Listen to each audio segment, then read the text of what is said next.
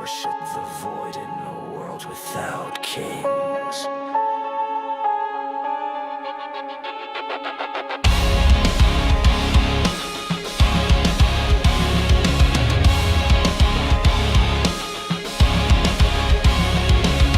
Iron sky bleeds rust and ash. Time hangs still, a snake in glass.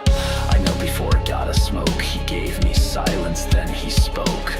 Bow to the wheel that grinds your bones, kneel to the hollow throne. Chains like roots around my spine, faith and fear have been aligned. I saw the future, felt it blink, a godless mouth too wide to drag. This isn't life, it's looping code. Program sins that I don't own. I dream in static, choke on fate. Inside the gears I suffocate. Beneath the soil, the city's hung. Prayers fed into machines that run. The truth is metal, not divine. No. All I ever wanted was a black grand national. Fuck being rational. Give them what they.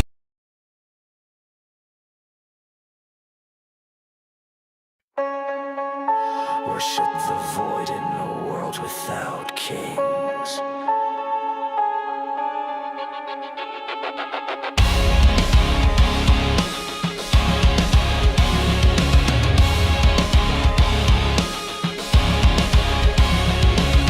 Iron sky bleeds rust and ash. Time hangs still, a snake in glass. I know before God a smoke, he gave me silence, then he spoke. Bow to the wheel that grinds your bones, kneel to the hollow throne. Chains like roots around my spine, faith and fear have been aligned. I saw the future, felt it blink, a godless mouth too wide to drag. This isn't life, it's looping code. Program sins that I don't own. I dream in static, choke on I'll sing to you guys inside the because gears our I music isn't working. It's supposed to play while you wait Beneath for the us to get soil, ready. the So, city's hung. Prayers fed into machines that run. The truth is metal, not divine. No mercy lives inside the line. I wear I'm the sorry. mask, I say the script. Okay. A ghost in chains that never slipped. The gods are dead, their children reign in fleshless death and thoughtless pain. This isn't life, it's looping code. It's still playing. Hollow gods yeah, no, it's playing now. I scream No, and I'm stare hearing the at it, microphone breathe playing. in rust, and all I built will turn to dust.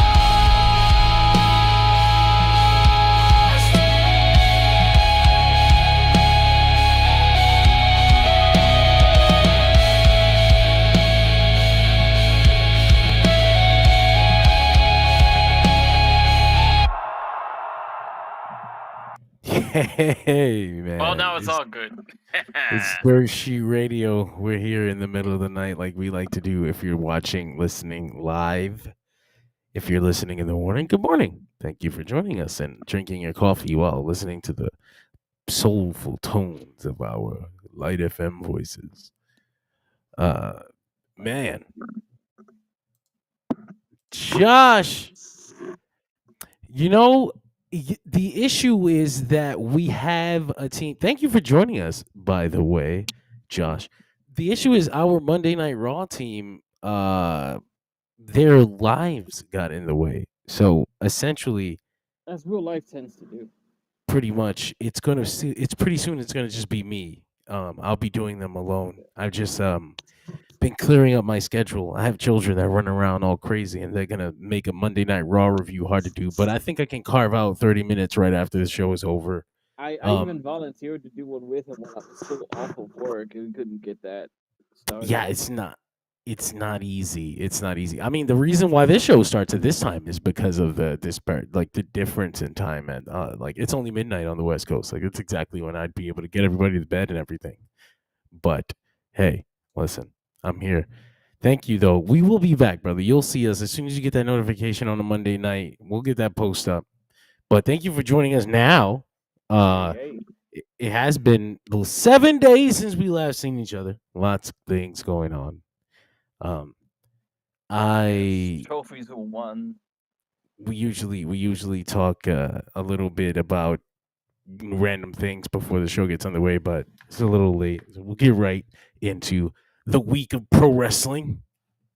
I guess one of the bigger stories of the week, the more recent one that happened today. WWE leaves Peacock early. Yes. WrestlePalooza on ESPN. Jumped right The- off the cock just earlier than expected. No more riding the Peacock. Well, no. There will be occasional cock appointments because apparently Oh, that's right. Saturday night's main event is still riding the cock. Everybody, or any respectable woman makes cock appointments. Peacock, WWE It's like Peacock. That is. it's like I just occasionally call your ex for that Saturday night, whatever, and then you don't talk about it. anyway, the How much The further can we information- stretch this joke? the WWE puts out a press release that basically says ESPN's DTC is going to be streaming WrestlePalooza, a WWE pay-per-view, an AEW counter show, basically counter programming event. It's so funny how this came about. Let's tell you. Yeah. Josh says the pay-per-view name sounds stupid. By the way, yeah, How I mean, dare you, sir? it's an ECW legacy name, but it's not something you would And use. it's in the only year reason I will 20. defend it because it's not great. It wasn't a good name when ECW used it. It was just 1990 fucking 5 or Well, so, 6, and In like fairness, it was, though, like there is a reference there because there was the musical event Lollapalooza yeah, that was very popular at the time. yeah. If you don't know what Lollapalooza is, you're not getting the joke. That's the thing. It's just really dated and really overused. But at the Yeah. time, it was really fresh, and it would have made sense. And it would have been like Fighter Fest off of Fire Fest, or like Right. something like that. Have we had another stupid? I don't know. We've done other Great Balls of Fire. It doesn't get as bad as that, right? But I guess not. Have we? Is there an Ozfest we can make fun? We can use? I don't know. Not yet. PWG did guess. great titles, like Yes. parody titles. Although, like, you also really had to get the joke for a lot of those. Yeah. Jesus has a good question, but I'm gonna get to that at the end because I have some context I want to drop first. Basically, Okay. WWE puts out a press release confirming this rumored show. We had been rumored that WWE would be doing Brock Lesnar Jesus. versus John Cena. Jesus' At, question has been deferred like a Shohei Ohtani paycheck.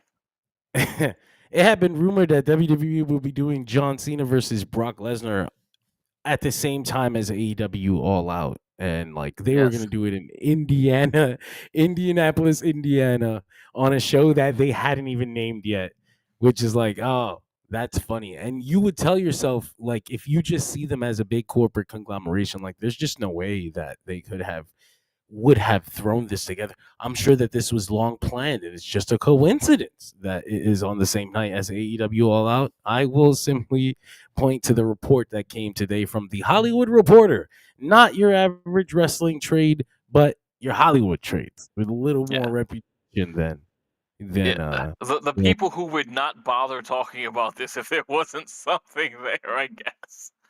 So as it turns out, WWE feels and was able to convince, I guess, Peacock that they had fulfilled their obligations as far as shows. They were contracted to do 10 premium live events on Peacock, and they said, "Hey, I think we hit 10." And instead of Able to convince and- sounds like it was under duress. right, instead of Just holding the ESPN, gun to Peacock's head. We did them all right. it's not even right because they're giving ESPN 10 a year, and they're counting SummerSlam and WrestleMania as one. And they said that out okay. I loud. thought you meant this too. But they're telling Peacock that it counted as 2 Oh, this okay, time. okay. So yes, they yes. actually filled out their obligations. So they're so- actually a bunch of lion shirts. Yeah, they're actually scamming these motherfuckers. But it's fine, right? Because they're not leaving Peacock with nothing. They, in exchange, will be making Saturday night's main event exclusive to Peacock. And so now the WWE will have 4 of their must-watch important events on Peacock as well. So they'll The irony, pretty much. the But NBC symbol episode stays on NBC. yeah, but I mean, but this works both ways because then if they wanted, if they cared, they would book the Saturday night's main event like a PLE, right? Sure. And then because it's on the streamer, you don't even have to be holding to the 2 hours. But that remains to be seen. I imagine it'll stay the same.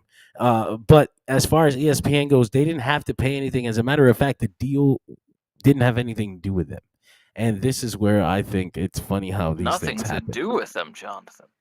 WWE and Peacock. WWE made this deal with Peacock. WWE, the people in charge at WWE, decided that they were done with Peacock and that they would deal with Peacock and make sure to get WrestlePalooza as the first event on ESPN. They did that themselves recently, within the past few weeks. Sure. So this was all brought together very quickly, and it's interesting how they move because it's such a big thing that you really can't imagine it could be brought together this quickly. Like, how could they have made this ESPN thing start early? Like, what? That's Disney. Well, no, they just did it themselves and they brought it to Disney, and Disney was like, "Yeah, fine, that's great." As a matter of fact, like, I don't care, fucking give it to me. That's extra content. That's It's fine. I like love telling it. anyone, like, hey, you know that thing you paid for that we said we'd get to you in like 3 weeks? What if we get it to you today? Oh, shit, absolutely. Oh, okay. Yay. So it's really clear that that is a purposeful move. Like, that's something we want to stack this event against AEW All Out. And not only have we put John Cena and Brock Lesnar as the main event of this, we have made it the first ever ESPN DTC show. And that's like crazy to me that kind of move is like a direct shot to AEW. Like, Yeah. what the fuck? Like, that's big. That's really big. I guess part of that is like them flexing, kind of showing their power. Like, look at what we can do. But Yeah. a little bit of it feels more to me. It doesn't come off that way. It doesn't come off strong. It comes off desperate. It comes off kind of messy. They just made a massive announcement that they were gonna move in April 2026, and then scrambled to do this, get it on early, and then mixed up the message because I didn't even realize when the news came out that they were leaving Peacock because the WrestlePalooza thing was the big headline. And Yeah. the Peacock thing kind of got lost in it. Like, it was like, wait a minute, I thought this was going to be a special. Wait, they're just leaving? You just made a big ass deal like days ago. Mhm. That's crazy how these things come together that fast. And so last week we talked about how, well, no, Jesus asked the question, what should Tony Khan book for the main event of All Out against this WWE show? We know that they have Edge and Christian against FTR in the bag. Yes. I know that it's Canada. I don't know if that's the main event though. Excuse me. I don't think so. I wouldn't. They All Out's in he asked- Toronto? It is in Toronto. He asked women blood and guts. I think I think if they were going to do a blood and guts match on that show, they would have we would have seen the seating charts already. It's kind of hard to drop one of those unannounced, right? Like out of nowhere, like the week before. Blood and guts. What? You have an extra ring? You should Yeah. get space for that. Yeah. But I don't know if a women's match should main event either, if only because they don't have anything hot enough to counter something like WWE's Brock Lesnar John Cena main event. They've already ran the hottest match they could have. Yeah, I mean, there's other things they could do. I mean, it's Toronto, Kenny Omega, and Hangman. We had talked about. I meant with the women. Okay, yeah. They ran the Mercedes versus Tony Storm, and I guess and you could run a rematch, but You could, but you know, like, yeah. that's in the end, that's ringing the bell again. Like, it's Yeah. I think I would run Kenny Omega versus Hangman Adam Page against against that show. It's one of the biggest matches AEW can do for their own fan base, and that Sure. kind of speaks to them focusing on themselves. Like, you do want to overload the car. You do. That would be my fighting back. Like, I would load the dick shit off of this card. Like, stip matches, fucking people that you've been rooting for all this time getting their comeuppance, like motherfucking Daniel Garcia's getting that. I have something to add to that I think we've discussed. Go ahead. But yeah, that would be how I fight back against WrestlePalooza. I just overload the shit out of this card, just like go crazy. Like, if like it's all out, because it's all out. You're going all out. Like, it used to be the main show of the year before you got All In back as a trademark. So maybe this time treat it like one. I mean, not to say that they didn't before. Last year's All Out, one of the best matches in the company's history, with Adam Page and Swerve Strickland. So yeah, I don't know if we'll have one. I don't know if they have one in the bag like that right now, though. That's the thing. Like, No. anything that they do for that show, they have to start from the beginning. And obviously they'll. I guess how long are we talking? All Out is September 20th. Both shows are. Boy, I do wish that could have been longer. They're gonna have to start immediately. He should. Jesus said Tony should get Jericho to return All Out. He should return before that, I think, a little bit. We probably need to push this show. Right? No, okay. So I have an opinion on the Kenny Omega thing. I think this is one we discussed before, or at least I probably blabbed about it to some degree. We're talking Toronto, Canada. I know he's not necessarily from Toronto, but you know how those things go. It's all the one place. It's all the same place. Yeah, you know, Canada is the hometown, right? That's how that sort of works, right? You know what I mean? Yeah. Yep. That's how wrestling works. In many cases, yeah, the home state is enough. Sometimes you're from a small town and we're not running that. God damn it. Ripley. We're not running Adelaide. We just take what you get. I think you have a scenario where you can at least, like, God, I wish they had more time. Where you push this seriously, emotionally, and as much investment as you possibly can, as like this is Kenny's last shot. Not on some legal level or whatever. Just like, listen, my body is shot. I only get to do this a few times a year. I only have so much in the tank that I could probably be the guy on that level now. And if I can't do it now, then I can't do it. I worry that they're gonna run MJF versus Hangman again. And I don't get that. No, but it's emotionally, not even saying emotionally, but like, it's not gonna capitalize on that area and that scenario the way they can. Yeah. I think you won with the Kenny Omega's final World Heavyweight Championship match as the main event for the Canada card, and just let the Canadians people, just let those people come for their guy. Even if you have to do the thing, and you can do it right, like, even if you have to do the thing where Paige has to heal on him just a little bit, you know, not too much. They are in Canada. That's what I'm saying. Like, you have Adam Page just be a little antagonistic enough for the scenario, and you just push like Kenny Omega's final chance, Kenny Omega's final shot at the World Heavyweight Championship. Kenny Omega might not ever get a shot again. Might not ever be able to sniff being a World Heavyweight Champion again. It's his last shot. His body is broken, but his mind is willing and his heart beats. Damn it. And in his hometown of Canada, he's going to reach for the brass ring one more time. And, like, I don't know. I think that's something that can at least emotionally get people stirring.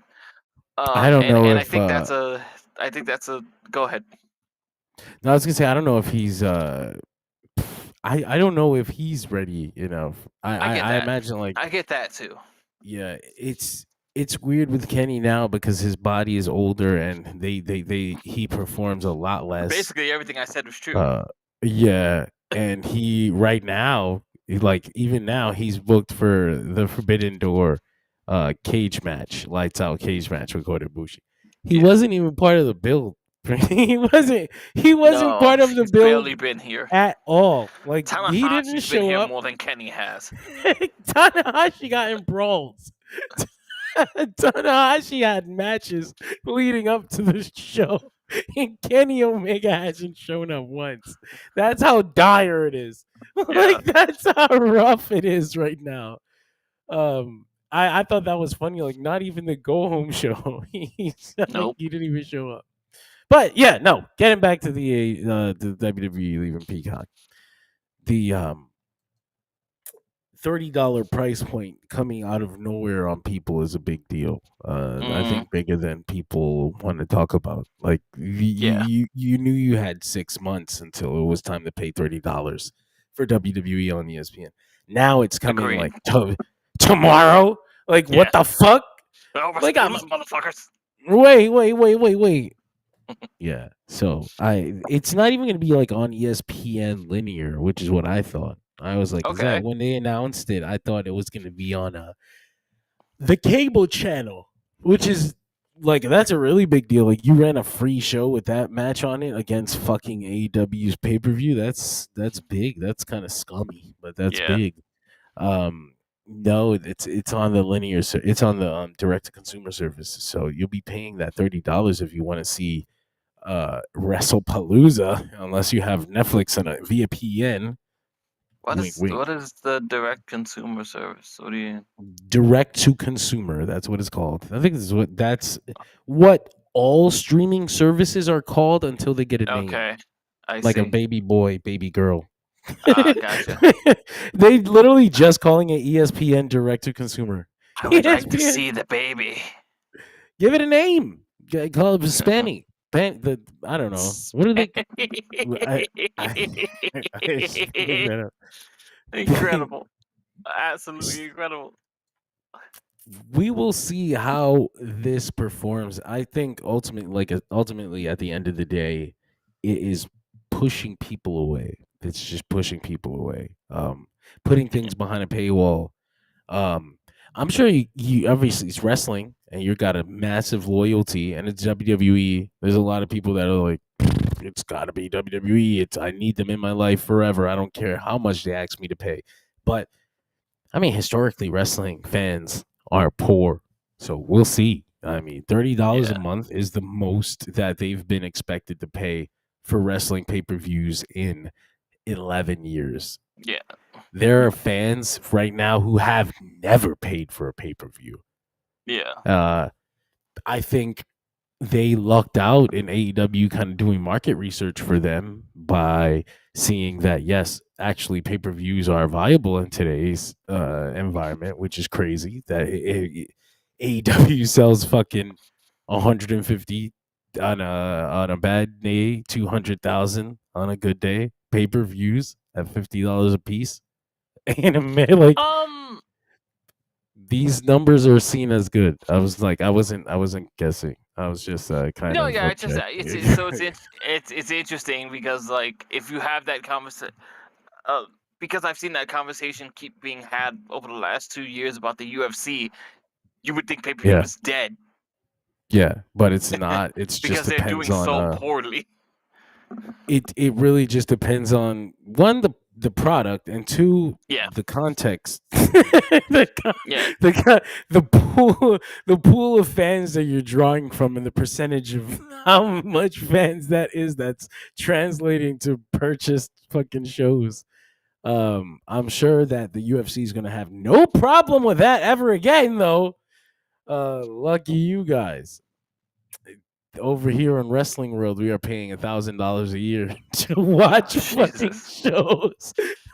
So what was interesting to me is that, like, at least with the Peacock situation and the original WWE network, it was like You pay your $9.99, and it's like you get the pay per view. Yes, you also get this smorgasbord of content. If you're into the history of the WWE or any of the various other wrestling companies' libraries in which we own, is there any of that happening at ESPN? You get baseball and football and other Stomped sports. on the WWE. No, you get nothing.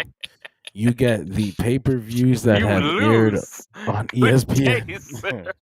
Good day, sir. You get nothing. Yeah. So on ESPN, they won't be getting the library. They won't be getting the library. That's going to people in the industry suspect it will go to YouTube, but that's Which is kind of nice being in its seen own by the rights, but like it yeah. conflicts with the overall paying more for ESPN deal. They should consider letting YouTubers use the footage then. But fair trade. Uh, but yeah, so the vault has been getting loaded up, and I think WWE has made a deal with Google to put more content on YouTube, but I don't think that means that they've sold the library rights to them. Right. Right now, what I'm hearing is nobody's interested in the library. It's like the same That's deal that basically that's it's what the it's PR same speak for. yeah, it's the same deal that Gayoda has at All Japan and TVI she basically has at New Japan. Like you can put this stuff on your thing. Yeah, which is that's it, and they have archival rights. So all Yeah. the ESPN shows that air, they will have archived. But anything before Really? that, good luck. Eat a dick. Enjoy. Enjoy pirating it. Enjoy extremely pirating wrestling torrents out Mm. there. But that's The your old only days are back. hint. And that's the one hint I'll give you. Google those words. Make what you will. Uh, listen, I was fine paying $20 a month for $20 every other month for AEW shows, and I say $20 because I used a VPN and paid on Triller, and the $7 a month for Sneaky WWE shows. dog. So now my monthly fees go from fucking $27 for WWE and AEW to fucking Yes. to what is that, like 57 if I'm lucky if I'm lucky to keep getting pay-per-views on Triller with the VPN, even though AEW promised they would put pay-per-views on Max, and then that didn't Sure. happen, and they But also stopped you have talking agreed. about it. Didn't they put the reviews on Max? No, they never did. They put the old ones on Max, like the archive ones. Like they put their Yeah, library that's on what I Max. meant. I'm sorry. But no, the live shows never came on Max, and then they stopped talking about it, and then they started pushing Amazon Prime really hard. I'm like, Did they? wait, stop! What's going on? So yeah, this is gonna be a fun transition that came out of nowhere. WWE leaving Peacock and just jumping onto ESPN out of nowhere early, 6 months early. But we'll deal with it. We'll be here for it. I gotta pay for fucking CMLL too. I was God gonna say damn that's it. what I was gonna add. Yeah, you are also paying for CMLL now. Gotta fucking die is what I'm gonna do. I'm going to die. It's easier, much easier than being a wrestling fan. The death is. Yes, yeah, it's sweet release. Sweet Sweet. No more of this cycle. Oh. When will the So pain end? Baby Uso, Naomi, Baby Man. Uso, clap, clap, That was- baseball clap. Naomi last week was rumored to have a medical situation, and people kind of predicted she might be pregnant, but you don't really want to do that publicly. Like, girl, I bet You she's really don't. pregnant. At least I wasn't raised that way. Some people were, but John knew to proceed with caution. so yeah, she is pregnant. She had to relinquish the Women's World Championship, and Irresponsible. I think WWE's gonna have to start handing out fucking birth control to their champions. You get a belt, you get an IUD. You get a belt, you get an IUD. I know that's really good though. That's really cool for Naomi. She talked in way the Naomi was Stephanie framed- McMahon thing Yeah, about how she didn't know if she could have children. She thought it wasn't possible. So you know, they were just uh, going. they were just having fun, and then the baby came, and so now she's very early, and she hopes that she can keep a safe a pregnancy as possible. So she's gonna step on out of here, and she'll be back. She got a great promo too. So I ain't handing you shit. Yeah. And if she got to I come back saw breastfeeding a baby, she's I gonna saw beat a you bitch's clip. ass. I saw a clip where someone's just like, Naomi said she's like 6 weeks along. This was 3 weeks ago, and it's It's like- fucking EO and It's just stepping on Rhea her. Ripley stomping on his stomach. That's fucking hilarious. I was like, Jesus. Yeah, give that belt up. So I'm sure that Clash in Paris will see Stephanie Vaquer get crowned champion. Why Mhm. not? That's the way to go. She had her title shot anyway. I'm sure she would have lost. Naomi would have cheated her out of it or something. But since Sure. we're here, why not? The devil's kiss. You know how that go. I like that. I like Stephanie Vaquer. I wouldn't mind seeing her as champion right now. It's not like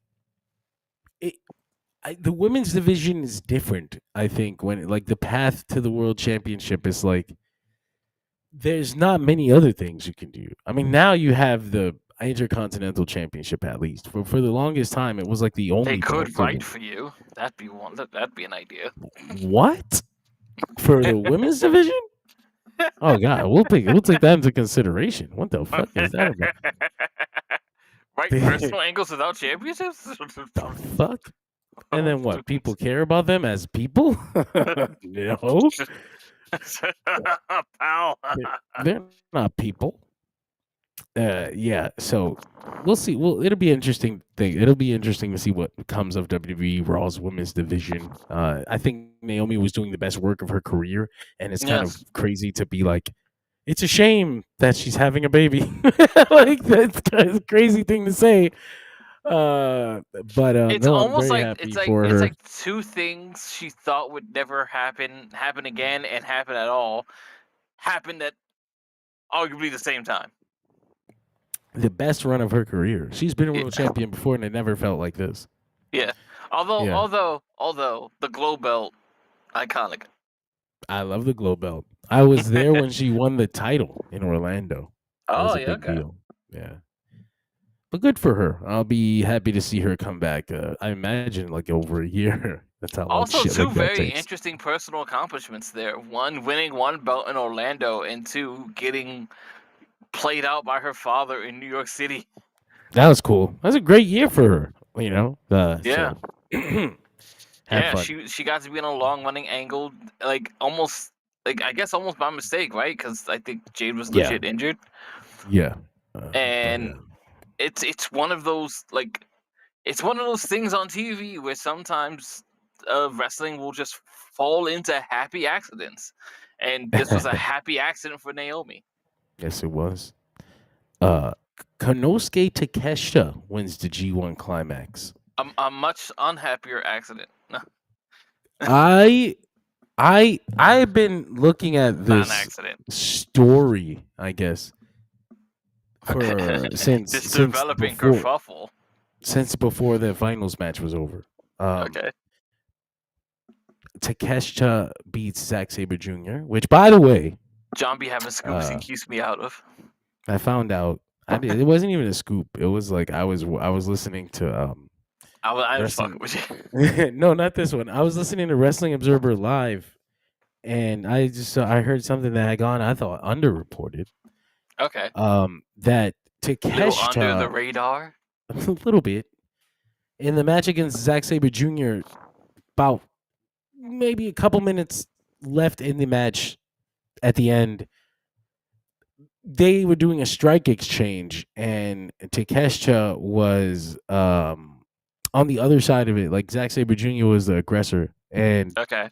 he hit Takeshita with one that was so hard, Takeshita actually got knocked silly, and that's think I remember why.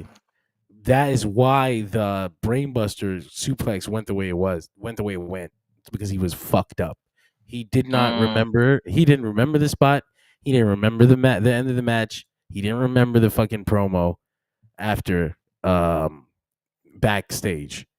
New Japan claims Didn't even they remember. cleared him. No, New Japan claims they cleared him medically for the match the next night against Evil, which, to be fair, he looked fine, but you said he got knocked silly, couldn't remember the end of the match, couldn't remember the promo.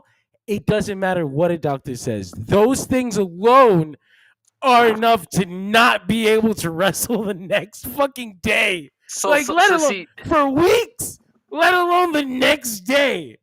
no, so John, you have to understand something here, though. That means, on some level, they put that statement out twice the Suji thing?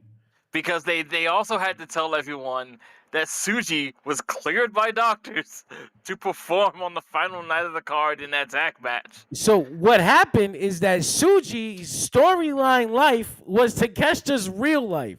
Suji, quote unquote, had a head injury against Evil, and that's why he lost. But he was cleared to wrestle the next night. Takeshita had a shoot brain injury and was cleared to wrestle the next night against Evil. Yeah, like that's the funniest thing about it. Like, as a story, the referee stopped the match because Yoda Tsuji was non-responsive to the Scorpion Deathlock. Konosuke did not have any of that problem, and both of them had to be cleared. The kayfabe wrestler was taken care of, and the real one was thrown to the wolves. He's go. Don't worry about it. What do you mean? You look Go do fine Evil's to garbage me. match. You look fine to me, is what I'm saying. To me, you understand? The doctor. I guess. Now, see, the thing that sucks is that AEW probably is none the wiser. So they were like, he came back, put him in a match. So he's booked to go against fucking Evil. And he wrestled Evil today in Scotland at the Collision taping. Seriously? I mean, fucking Evil. Ishii. That makes much more sense. Yeah. I was Evil. Fucking Evil. No, God. Apparently, Tony Khan. In fact, apparently that should people never happen. People were blaming Tony Khan for Takeshita winning the G1. That's so stupid. Like, if he's got the booking power in Japan to choose the winner of one of the most prestigious tournaments there is, Tony Khan can do that.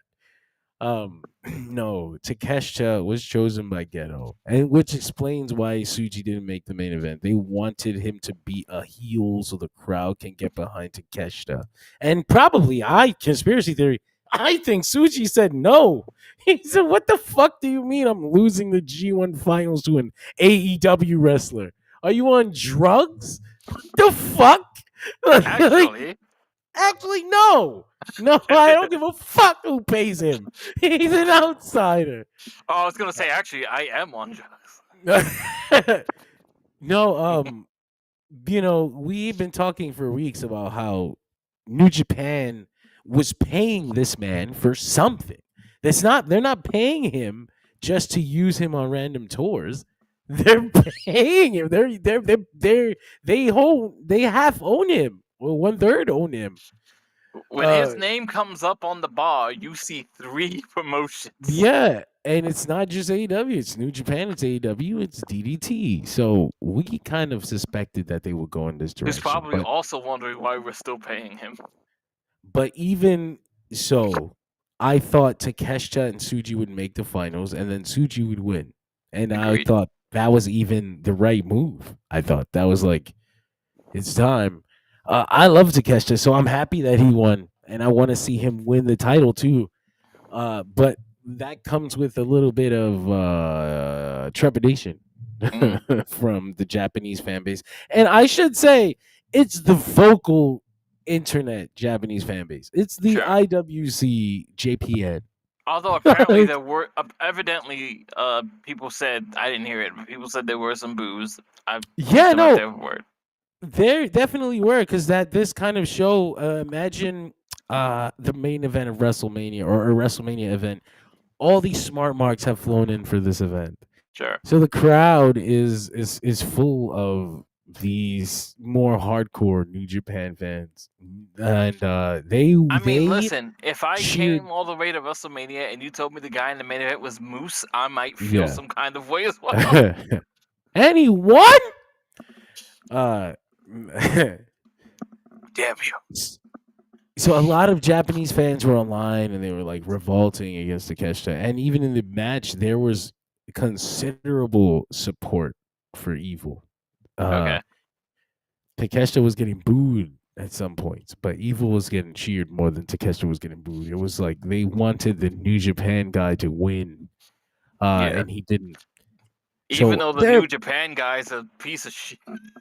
no, but this is the thing, right? So sure, there's a lot of fans that see this, and there were people calling out AEW should not be bowing down or New Japan should not be bowing down to AEW, or Yeah. this is just AEW's Japanese developmental branch. But the thing is that this this G1 was one of the lowest selling G1s ever. Hmm. And none of the people that none of the other people in this company right now on this card are pulling anything. So it's hard to blame New Japan for reaching out towards Sure. Takeshita and trying to make this happen, considering how popular he is around the world. So I mean, Is that if we are New Japan, is that our fault? it is definitely their fault. The partially COVID, but you can't blame COVID anymore. I think. No. I think by this point, a lot of people have regained momentum, and I just think they haven't done anything significant to regain that momentum. So yeah, COVID took it from them, but it's their Sure. fault that they haven't got it back. Like Is your head too far in the bubble to suggest that this is happening because we have not displayed our faith in our new generation of guys? it's definitely that's what the issue is now, but Okay. they were so scared to do it when they had the opportunity to, like when they still had Okada and Naito available to Sure. help put these new guys over. And of course, you hear the stories of Okada being like, I'm not going to be fucking Satoshi Kojima right now. Like, I'm gonna get the fuck out of here before you start having me do jobs to all these people that are coming to take my spot. Yeah. So you get situations like that. And Tsuji kind of called him out on it on the way out, but nothing really came of it. So it's real interesting the position New Japan is in right now, because Takeshita is, like everyone is saying, an outsider. He is paid by New Japan, yeah. But as you saw immediately, the next tour was announced, and the G1 Climax winner was nowhere to be seen.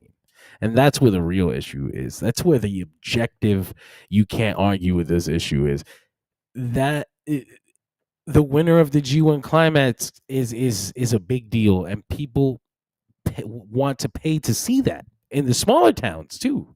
Like, Yeah. like Japan is full of many times. It's not all just Tokyo.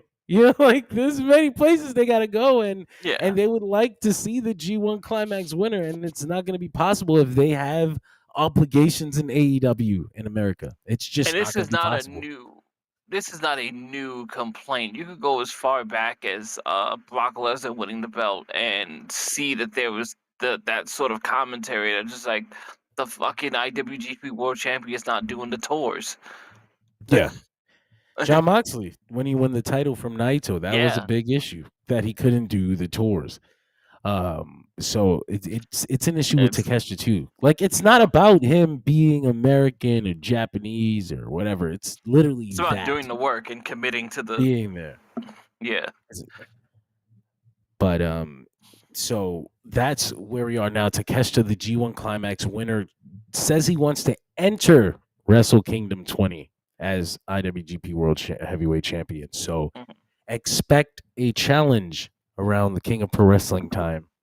which is About October. such a dangling the carrot move by New Japan. It speaks to the fact that were aware of maybe people thinking Takeshita is an outsider. Like they weren't planning on having him be the challenger at Wrestle Kingdom in the main event. Yeah. They weren't planning on giving the outsider that triumphant moment at the end of their biggest show. That moment belongs to, I still think, Tsuji, but we'll see. We'll So see it's how we like, get there. like I said, like at this point, it feels like a it feels like a dangling the carrot move, because it's like, yeah, we went this way here, but the future is not set up just yet, good sir. It is, and it's. I can't even be mad at that because Sure. the Suji Takeshita match seemed like such a foregone conclusion. I Yeah. think everyone expected that match, and so they're like, "Yeah, we'll do it," but not when you thought. And there's an argument to be made there, I guess, right? Like if you think you're clever and you have to go through this period of annoying people before giving them the thing, you go, everyone is expecting Takeshita and Suji. People seem to want Takeshita versus Suji. Do they want it enough to pay for it in the big building? Yeah, it's a big risk. I Very. think they could. I think they should cultivate the outsider stuff. I think they should lean into it. But Takeshita is such a nice guy. But I get, but again, he's a heel in AEW anyway. So I mean, what the fuck? Why not? Why not start leaning into the idea that he's an outsider and he's going to take their belt and have him take it? Have him take it. Sure. Have him talk shit about not being on the tours. I don't want to work your fucking smelly tours. I don't want to go to shitty little fucking town on the top of fucking Japan. I live in America now with my wife. I'm going to go eat New York pizza. Who also suck it. She's very happy. She does not want to curse at you, but don't make her wear black. Yeah, But she so will, because apparently in Takeshita's imagination, she has a very. I'm sure she wears the pants in that relationship. Something tells me. I'm pretty positive Yuka Sakazaki tells Takeshita what to wear. There's no fucking doubt about it. Because how could he be so swaggerful? He wears the pants. She picks them out. He wears very great pants too. They're like big parachute pants. I would love to wear those fucking Dragon Ball pants. Really? Yeah, God, I don't know if I can make it work. I missed it. He said he bought a SummerSlam logo shirt where there are no other options left. Mac also says he would run headfirst through a brick wall for Takeshita, and I have to say same. Would you catch a grenade for him? There is a puppy quality to Takeshita where I want to protect him. He's also very large. He's much larger than me. He's very tall. He's like very tall especially for a Japanese person. I've been to Japan. They don't come in Takeshita size. Like he stands amongst wrestlers and he's wrestler sized, okay? Yeah. And he might seem normal on television with the other wrestlers, but that is a large man. And so yeah, I would go heel with Takeshita, and then Tsuji can save the championship from Takeshita. From the outsider. At Wrestle Kingdom, and it'd be fine. And then it's like maybe we can get Nash to come out with him. Oh God. I was gonna say he's still Japanese. He's still Japanese. You know, you still get Japanese main event, and that's a big deal for people in Japan. I'm sorry to even say it, but it just is. It's been a while. Has it been a while?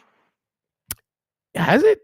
No, I mean Jay White's, your Kenny Omega's, but you had Okada in the main event, and with Ibushi, and was Okada in the main event with Ibushi? Yeah, they did a main event together at Wrestle Kingdom. Yeah, they were It was a 4-way thing. Oh, they did was it Jay White? The two-night gimmick. Yeah. They definitely had a match. Was it them first and then? I'm thinking of that event and I think of Jay White. Yeah, because he had the second match, right? He had the triumphant moment. Yeah, I think so. Commander versus Takeshita on Rampage from Big Business is one of the top 5 matches I've seen in person. That match got me on the Takeshita train. When Takeshita first started in AEW, they did the taped house show experiment, and they had Really? there was the house show experiment during the pandemic where they were where they taped the house show that they ended up releasing Were those the house way, calls? way, way later. But there was just one, and it was a big deal online about how Kenny Omega and the Elite had brought in the DDT champion Konosuke Takeshita, and nobody Okay. knew who he was in America. Like No. unless you watched DDT and you remember that there was this kid who fucking fought El Generico and all that shit on the same day. Kenny Omega had a match with fucking Kota Ibushi that nobody will ever forget. But nobody else really knew him except for the fact that wrestling people were calling him a prospect and saying Right. like he's guaranteed, like this guy is the future. And that match didn't I guess it didn't come out for a while, but I just knew from that description, like the fuck is this Konosuke Takeshita kid? And then they released the match, and it's crazy because he's in the main event of the fucking show. Don't know who this kid is. He's wearing gear matching with the Elite. So what is big? There's a big ass presentation for Yeah. this Takeshita. So I was already curious, and then the fucking the AEW dark matches would happen, and then we were like he was like, fuck every match that this guy is in, he's excellent. And then he had the fucking going up the card with Hangman and Claudio and matches that he was losing, but they were booking it where he looked like a strong, like who the fuck is this kid? Like, how did he stand back up after the buckshot lariat? Yes, he Right. caught another one, but he stood back up. Who the fuck Right. is this kid? Kudos to them too It's for that kind of slow escalation of importance. it's sort of akin to like them letting Masato Tanaka be the first guy to kick out of the 3D. Yeah, exactly. Like what the fuck? Yeah, we've got plans for this guy. Yeah. Takeshita versus Claudio for the ROH title. Yes, that's the match, Mac. By that point, I was on the Takeshita train already, but that was another one where I was like, "Fuck, this kid is amazing." And now this is 2025. I feel like he is probably the best male wrestler on the planet. It's hard. It's like I'll have to think about it, but if I had to say it off the top of my head, when you watch Takeshita, you know it doesn't matter who he's in there with. You know you're gonna get something worth watching. So we'll see. We'll see if No New pun Japan intended. goes, He's got a fire to him. he does have a raging flame inside. Also, yeah, kudos to hopefully getting a Falcon Arrow over in 2025. people were like mad. People were really mad at the brainbuster from the turnbuckle, but knowing he was halfway unconscious, I feel like we got to give him that one. I mean, I'm not fucking mad at it. Like, it's not the first Only time I've seen because that it's move. not. That's why. Only because it's not the first time he's fucked it up. It's not the first he- time I've seen. It's not even the first time I've seen it fucked up. I think Generico's fucked it up. I think Yeah. Generico created it. I'm pretty sure. I I'm think pretty so. sure that he did. I've never seen that move before him. Greg Mack wants to remind you that no one kicks out of the Falcon Arrow. Okay. No one ever kicks out of the Falcon Arrow. I mean, it's good to protect your finishes. No, they kick out of the Falcon Arrow fairly frequently, Greg. It's a joke. But have they kicked out of? Is there a joke about that? Yes, that okay. Excalibur always says no one kicks out of the Falcon Arrow, but people always kick out of the Falcon Arrow. It's never been a finisher. Like it hasn't been a finisher in a long time. I've been fucking paying attention to something Excalibur said a long time. I love Excalibur. I think though that nobody in American commentary is doing great. Like nobody gives these moments the gravity that they need. Nobody is screaming. Nobody's concerned about what's happening. People are like just kind of doing their job. I feels like an old Jim Ross stable that people haven't And like Jim can't even do it anymore because like look, Jim's an old man. He's tired. He's not putting that punch in. No, but Michael Cole used to be really good at it too. One of my favorites would be like, "Not this way, not this way." Like he really hated that the heels were doing bad things. I Yeah. think like and Tony Schiavone tries, but he's old. He can't put that Once much again, effort the into it. age thing comes up. He's trying. He's like, God, but he's like very matter of fact, like, you piece of shit. Look at this fucking bullshit. I fucking hate these guys. But I don't. I just like John's just looking for the days where it's like fucking. I don't really like using this term. Jim Ross has these epic on-screen crash outs. That son of a bitch! That no good son of a bitch! Triple H! He was so good at it that people should at least strive in that direction. I just like the idea of the straight commentary guy being taken to the limit by the bad thing that's happening. Like he's not bothered by anything because he's doing his job, but god damn it, this is so fucking dastardly. You piece of shit. Funny? What's really funny is like I remember somebody used to have the argument, which was terrible and felonious. That's the wrong word, but it was terrible and just completely devoid of intelligence. That like JR shouldn't be upset, and all I could think was like, if you were watching a regular sports broadcast and Bob Costas can see the team cheating, wouldn't he be disturbed by such foul play? Exactly. If he didn't voice that, then this whole thing is devoid of any legitimacy in culture. It's why honestly I think Nigel McGuinness is like one of the best right now because he actually acts like he cares about what's happening in the ring. He just and probably does. He's probably having more fun with his job than everyone else. But he's really good at it. It's just I feel like all of American commentary has fallen into this place where they just do the job. They are just there, and they're not even telling the stories well half the time. I think maybe that comes from coordination with the wrestlers or lack of, but sometimes they're talking when they shouldn't. It's all fucking over the place. There's nothing about American commentary right now that is moving me. Actually, I did want to bring up something. It wasn't a topic on the list, but it was something that came up earlier today. Thank you to our boy Macklin for the graphic. Cody Rhodes again Cody Rhodes again with the fucking subs and the the subliminal messages and the half messages. I would love to write a book, he says, but a huge chapter is locked behind a wall. Everything I say these days, everything I say these days, when it comes to that, somehow I'm rewriting history or I'm remembering it wrong, even though the receipts are literally there on social media. It hurts my heart because I love to tell this story. I just have to wait for someone else to tell the story first, and hopefully they would include me in it. Cody, my fucking God. Open a goddamn burner account or something. He wants to tell the story so bad, so he just keeps telling little pieces of it. I just gotta wait for someone else to tell it for me. Why did you make him sound like a butler? Because it's Dusty in his own head. That's how Cody hears himself. Oh, you think he hears himself? That's fucking diabolical, man.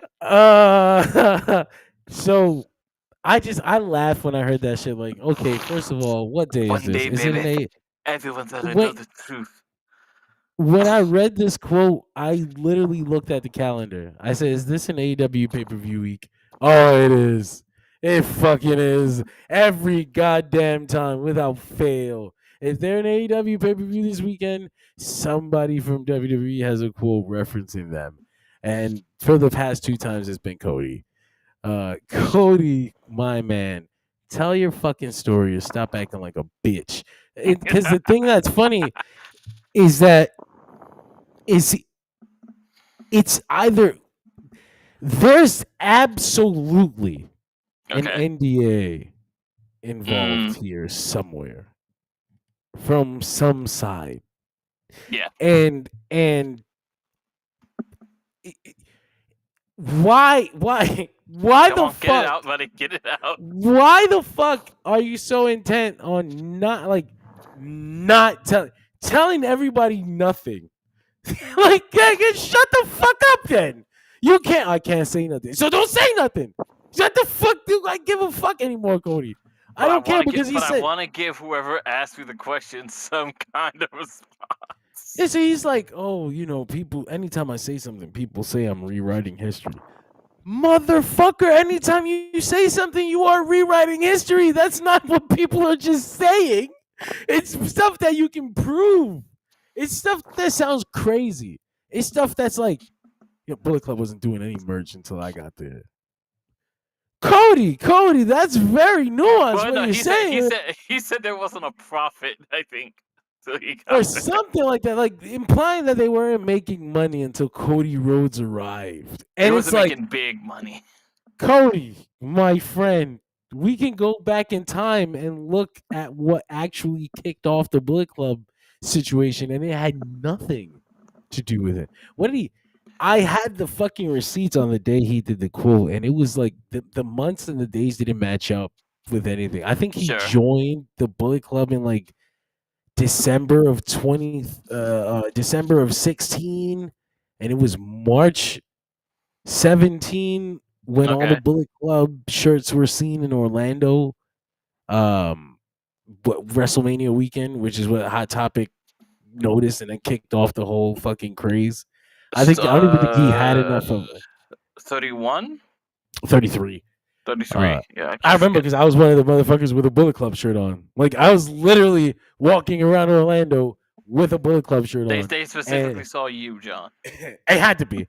But no, but there was a lot of us, and Ring of Honor had a groundswell, and in the show in remember WWE was forcing indie shows out of the towns with Yes. WrestleMania, so they had to do it in Lakeland instead of Orlando. Mhm. Good times. Oh God, Greg, it was on his own podcast. No one asked him. He just brought this up for no reason. Okay. Cody, shut the fuck up, bro. I don't watch it, but okay. Just shut up, bro. Just stop talking, bro. He says he turned on Max says he turned on Jay Lethal. Yep, December 2016. That's when he turned heel. And then he joins the Bullet Club shortly after that. And then March comes just 3 months later, and I don't even think Cody had a shirt available yet. Is this before the Ring of Honor fiasco? No, way before that. He had just joined the Bullet Club, and he might have just gotten his first shirt, and maybe people were wearing it for the first time that weekend, alongside the Kenny Omega shirt. No, as a matter of fact, the American Nightmare shirt, was that a Hot Topic spinoff or a New Japan spinoff? I have to find out when the American Nightmare Bullet Club shirt first went on sale, and I'm not going to be able to do that on the top. An American Nightmare Bullet Club shirt. Finding is out first when fucking, it went out might be weird. Yeah. because it was a Hot Topic shirt. To my memory, it was a Hot Topic shirt. I Okay. swear there was no. Okay, look at this. Okay, he had it. He created it when the night he turned heel. So December 2016, he dropped the American Nightmare Bullet Club shirt, which is honestly also the creation of that pretty much the beginning of that gimmick, right? Like that Bullet Club logo Is it? would become that Bullet Club logo would slowly morph into the American skull that he has on his neck. Oh, is that what you mean? Okay, yeah. Yeah, that's the genesis. Like, that's crazy. I actually hadn't seen it that way until I just pulled up the shirt for the first time in a long time. It was actually Mac. It was actually in Pro Wrestling Tees? Tees December 27th, 2016. Yeah, I Cody just pulled it up on Rhodes. Hot Topic, and it's got the pro wrestling tees on the back. Yeah. So this was one of all the Bullet Club shirts that were available that weekend. Yeah. Cody, is he implying that his American Nightmare shirt somehow pushed the Bullet Club over the edge? I guess he is. You fucking mad maniac motherfucker, then you absolutely are rewriting history and you're everything they say you are. And of course, that Bryan Danielson quote about Cody teaching him how to lie is going to live forever because people will always bring that shit up. It's perfect. Oh man. So yeah, I wanted to talk about that for a second. I think live that in was funny. this very interesting space where I always ended up sort of in a debate about how the Bullet Club got hot. There's a lot of people that don't know anything but what they've learned from WWE or misinformed younger fans. Sure, I've got a friend of mine who says it was all the Young Bucks, and I'm like, That's crazy. The Young Bucks were part of the Bullet Club for so long that if it was just them, they would have done it sooner. Like that's the thing. That's the thing about Cody's the way that he talks about AEW. Like I can tell that in his mind it was his and the Bucks, and Tony Sure. Khan came and fucked it up. Like he came and he took it from us. This was supposed to be for the boys. Of course, Tony will tell you that the boys fucked it up in the first year and he had to clean it up. but I can see that feeling. Like I built this clubhouse. We built this clubhouse for the boys. which to some degree ends up being one of those things where, like, if you look at it from the outside, both of them are probably right in their own way to some degree. Yeah, absolutely. You can't completely dismiss Cody or Tony Khan. Yeah. You certainly can't dismiss Cody because All In is only him and the Young Bucks. Yes. That's them. There was no outside people. They said we're gonna sell 10K. And honestly, I remember thinking they can do it over time. I remember saying they're gonna sell 5K, and then as they announce matches towards the end, it'll go up and go up and go up. Motherfucker sold out in 4 minutes. Yeah. That was that AEW maybe doesn't happen, and it certainly doesn't happen in the way that we know it without that moment kind of clicking a light bulb for so many people. Tony Khan will tell you he was already working on something, and his light bulb moment happened when Chris Jericho and Kenny Omega had all that attention without WWE involvement. He says he realized Alpha versus Omega. Yeah, he realized there was a market. And so he was already talking and smoozing television people, and he had his own ideas for what a wrestling television could be. And these things, it was like all these, the earth doesn't come into existence if the right comets don't crash and the right rocks don't fucking come together, John, what is it called in the Dark World? Thor? Yes. Thor the Dark World? You're killing me trying to ask me to remember shit from that movie. When all the planets aligned, they had a word for it. Shit. It's not I'm fucked. I'm lost. I was gonna say solstice. I was hoping you'd be. I know I can look it up, but I was hoping you'd be able to grab it. It's certainly it's just things that had to happen. Serendipitous, I guess it's one way to that is one way to describe it. Yeah. I don't think AEW. The thing about Cody's involvement is that I think that he certainly sees it bigger than this. I think. Oh, John, it's the name of your favorite fucking comic, The Convergence. Oh, fuck you. That was gonna be such a good time, and then they lied to me. And then it was. I won't get into that. Okay. I've been lied to by many companies, but anyway, Cody Rhodes and his overstatement of his involvement. It's when you say that, it makes people feel like, well, you're saying that he's nothing, and that's just not true. That's not what I mean. I just mean that I think he thinks AEW wouldn't exist without him at all. And Sure. I think that there's too many factors. I think a version of AEW absolutely would have existed without him. And I think that Tony Khan's fucking money pocket and passion for the last 30 years probably says that there was a wrestling company coming from that man at some point. It was always gonna happen. I am glad that the Young Bucks, Cody Rhodes, and eventually Kenny Omega, who I still think, like, when Kenny came on board, Cody started feeling like they're taking it from me. Like, wait, it was just us three. Why does Kenny get a spot? I don't know if you remember this, and although I probably brought it up before, I knew when when Cody joined that whole Bullet Club thing. Oh, jeez, we're pulling that up.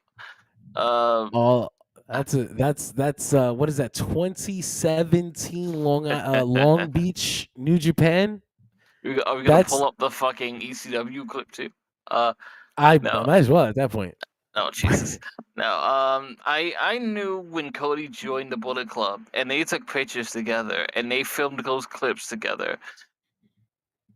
I don't know if I said it to you back then. I just know that when I saw it, I was like, these people don't hang out. I can imagine the Young Bucks and Cody. I think that, yeah, I mean, I think that the suit kind of throws people off. I think It obviously looks really weird when he wears it next to them. yeah, especially in that with them because of how goofy they are. Yeah. But I think when you watched, like, and I know you didn't watch it, and I didn't watch it every week, but I watched it a lot. And BTE? BTE.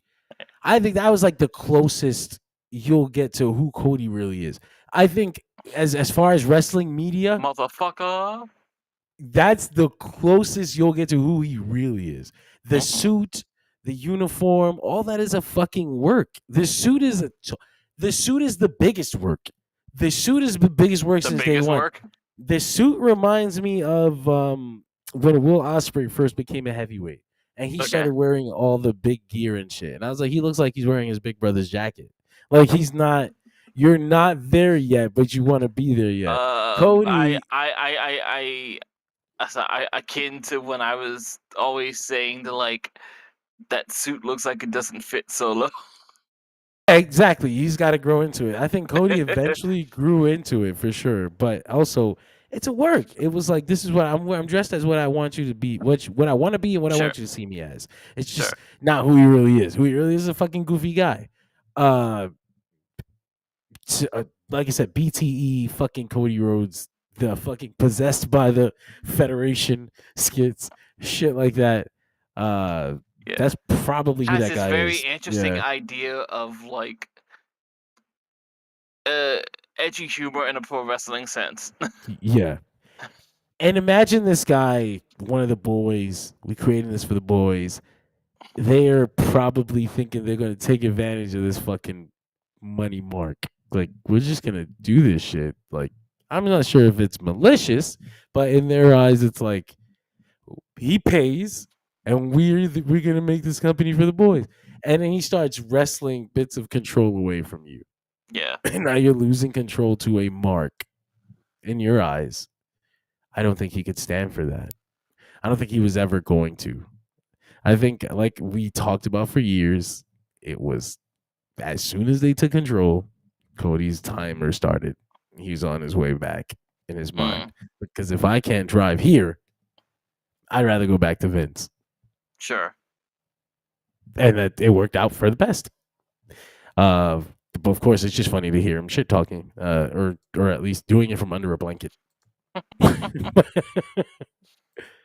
So, WWE had their first ever Triplemania this weekend or past they did. weekend, Some and weekend. it was very different from the Worlds Collide show, and I think Triple H explained it afterwards. The Worlds Collide still had it was still made by their by the people at Production AAA. team. Oh, okay. Yeah, WWE had a production team in, like the but the booking story team. stuff, the booking team was AAA. This Yeah. show was entirely WWE production team, booking, Yeah, Undertaker.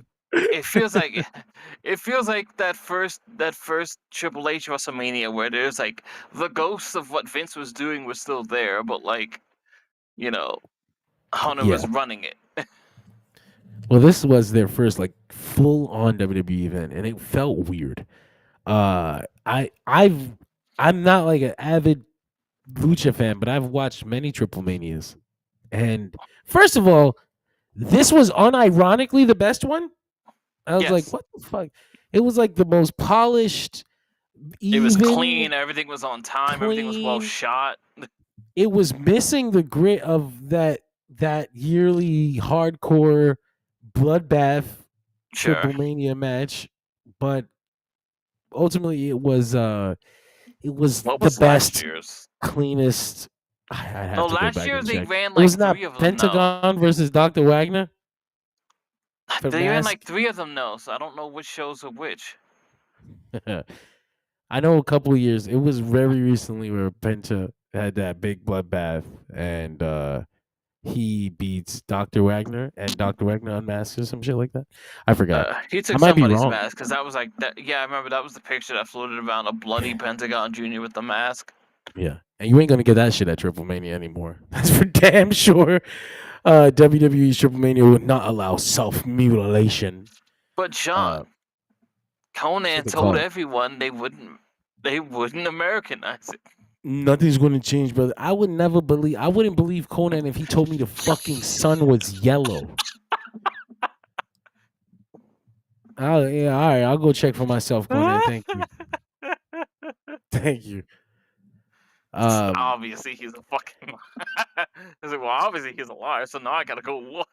This Triplemania thing is so funny because on top, gentrification is bad, right? On a general macro level, you're like, John's like, we can all agree on that, right? this company comes in and colonizes AAA, right? And you immediately think, oh, that's a bad thing, and it sets a bad precedent, and it's a continued aggressive expansion from WWE.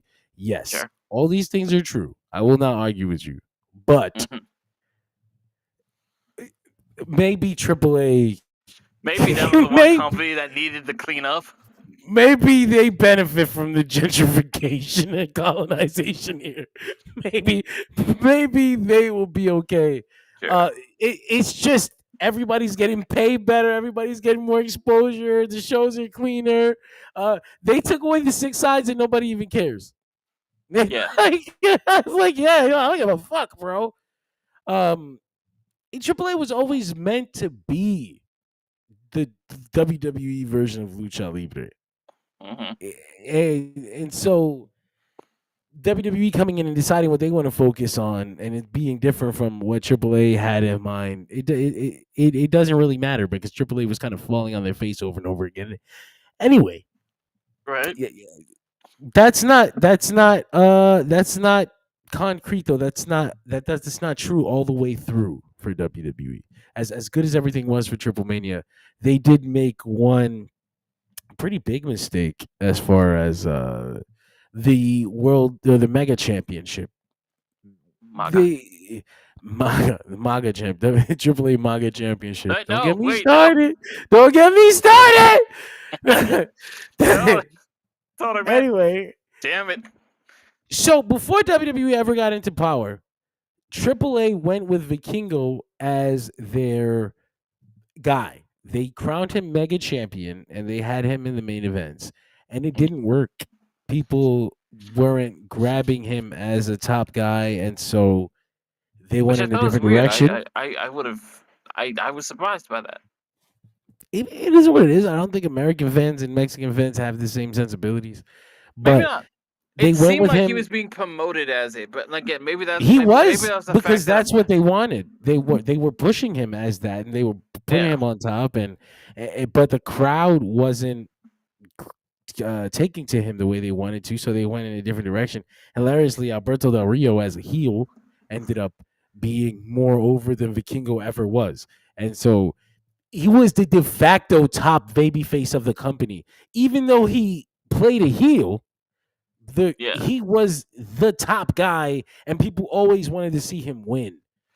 And My favorite so, thing is somebody commenting that somehow Hunter has inadvertently created another CM Punk. well, no, you got to let me get there. You ruined it. Okay. they they take Vikingo from the middle of the card where he had been all this time, and they randomly placed him back in the Mega Championship picture Mhm. in a match with Alberto Del Rio and took the belt off of him Yeah. and then shunned him out of the company Hmm. and accidentally created the biggest babyface in Mexico. They want no part of right now. So, Hmm. uh, it's going to be real funny to see how they handle this because at Triplemania, the first WWE one, they have this renewed focus on Vikingo and Dominic of all Yes. people. The WWE guys in this main event: Dominic, El Grande Americano, Dragon Lee versus Vikingo, 4-way for the Mega Championship. Grande Americano and Dominic are fucking getting massive babyface reactions here. They're both heels. Incredible. Vikingo was getting the heat. Vikingo's getting more heat than the Miz eating fried chicken over somebody's gear bag. Vikingo is That's fucking. fucked up. They say that Vikingo was not able to fully get over with the crowd because people found out that he's a deadbeat dad. I did hear that. Yeah. I said, "Damn, that's a lot of cheese, man. That's a lot of gossip." I think that's huge, and like that's like a lot. I don't know what the fuck I would even do with a rumor like that. Like, go pay your child support, I guess. But I don't know if that's gonna help. But WWE's basically they're doing their thing where they push through, and now like, okay, well, you'll be the heel that's a baby face. Like, it's a fucking John Cena thing. Like, they Mhm. booked Vikingo to beat Dominic, but it's a screw job. Yeah. But the characters were being played by their opposite roles. AJ does the heel thing, but he is a babyface. Yeah. And Dom is getting screwed over like a babyface, but he's a heel. Yeah. And Vikingo's capitalizing on this like a heel, but he's a babyface. I And El have Grande to Americano is imagine also there too. El Grande Americano was singing. And I have to imagine that this was all on purpose. Because that's how they do Also, things. also, I want to talk about how the presentation for El Grande Americano in AAA is different than the one on WWE. I love him. He He comes out. came out to this grainy screen with like They the used to tracking. do that. They used to do that for Grande Americano on Raw. Not sure why they stopped. I guess so. And like they're doing the thing. They've completely bought into this whole gimmick. He came out singing a fucking I forgot the name of it. Cielito Lindo. Fucking the crowd is singing along with him. He's getting Yeah. like a hometown fucking reaction, like he's really from Mexico. And anytime he says "Yo soy de Mexico," way everybody just loses their shit. Yeah, he is. You goddamn right, he is. The commentary treats it like it's a serious deal and not like there's a fucking German under there. This is a hometown reaction. There are fucking 3 of them now, which means there are 4, which means there is technically a Grande Americano faction. Los Yeah. Grande Americanos. Oh god. All of them. And I want them to be named with numbers. I don't want them to have different names. Uno, dos, tres, y cuatros. And that's it. like the Villanos? Yeah, exactly. But there's 4. So It was a fourth. It was a fourth. were there 4? Did they get that far? I think there was more than 4. Jesus. But it's different when they all exist together, though. Yeah. Like it's not. It's imagine all the tiger masks in a faction. Eh. Like, uh, so the rest of the card. I'm not gonna go through Triplemania as a whole. It's just that it looks like WWE is going to focus on the goofier aspect of things, and that's kind of like what Triplemania would like to have been anyway. They just wanted to mix in because you got the violent matches, you got the lucha stuff, and You got a psycho clown. I don't know how much we're gonna keep that moving forward, but The psycho clown. no, Psycho Clown, I'm sure we'll get over. Okay. Pimpinela Escalata coming out was a big deal. Like nobody thought WWE would book her, and then the shot of Triple H in the crowd looking disgusted that the fans got. It's just great. It's just great. No surprise that I just guy. keep hearing that clip over my head of Hunter going like, sometimes I don't get it, but like when people get it, you just gotta go with it. That's how he feels about everything. And the other's just like, I don't get any of this. I don't get it, brother. Too sweet. No, the Pimpinela coming out to no Celia Cruz. La Parca coming out to no Michael Jackson. I Okay, was like, that I can't lie to you. I was amused deeply by that fake Thriller music. I thought it was funny because they're doing the whole dance. Like somebody said, when you make this bootleg version, it has to have that same fucking thing. Otherwise, you're gonna fuck this up. And they hit the whole Thriller dance to the fucking Dollar General Def Rebel Thriller. It was good though. But We like, got almost. But that's what got me, that they tried to do Thriller. Omos returned to WWE, except not really. He returned to a AAA ring. Had an incredible face-off with Microman. Just like the world stood Are we still. using the accent for that one? You have to respect Microman. I can't call him Micro Man. No, absolutely not. That's not his name. Him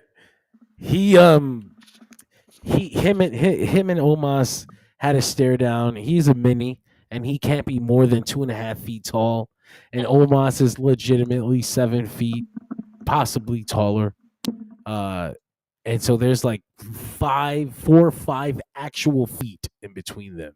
Like that's gotta be a record as far as stare downs. Great clip, viral stuff. Indeed. All in all, good show. I had a good time with it.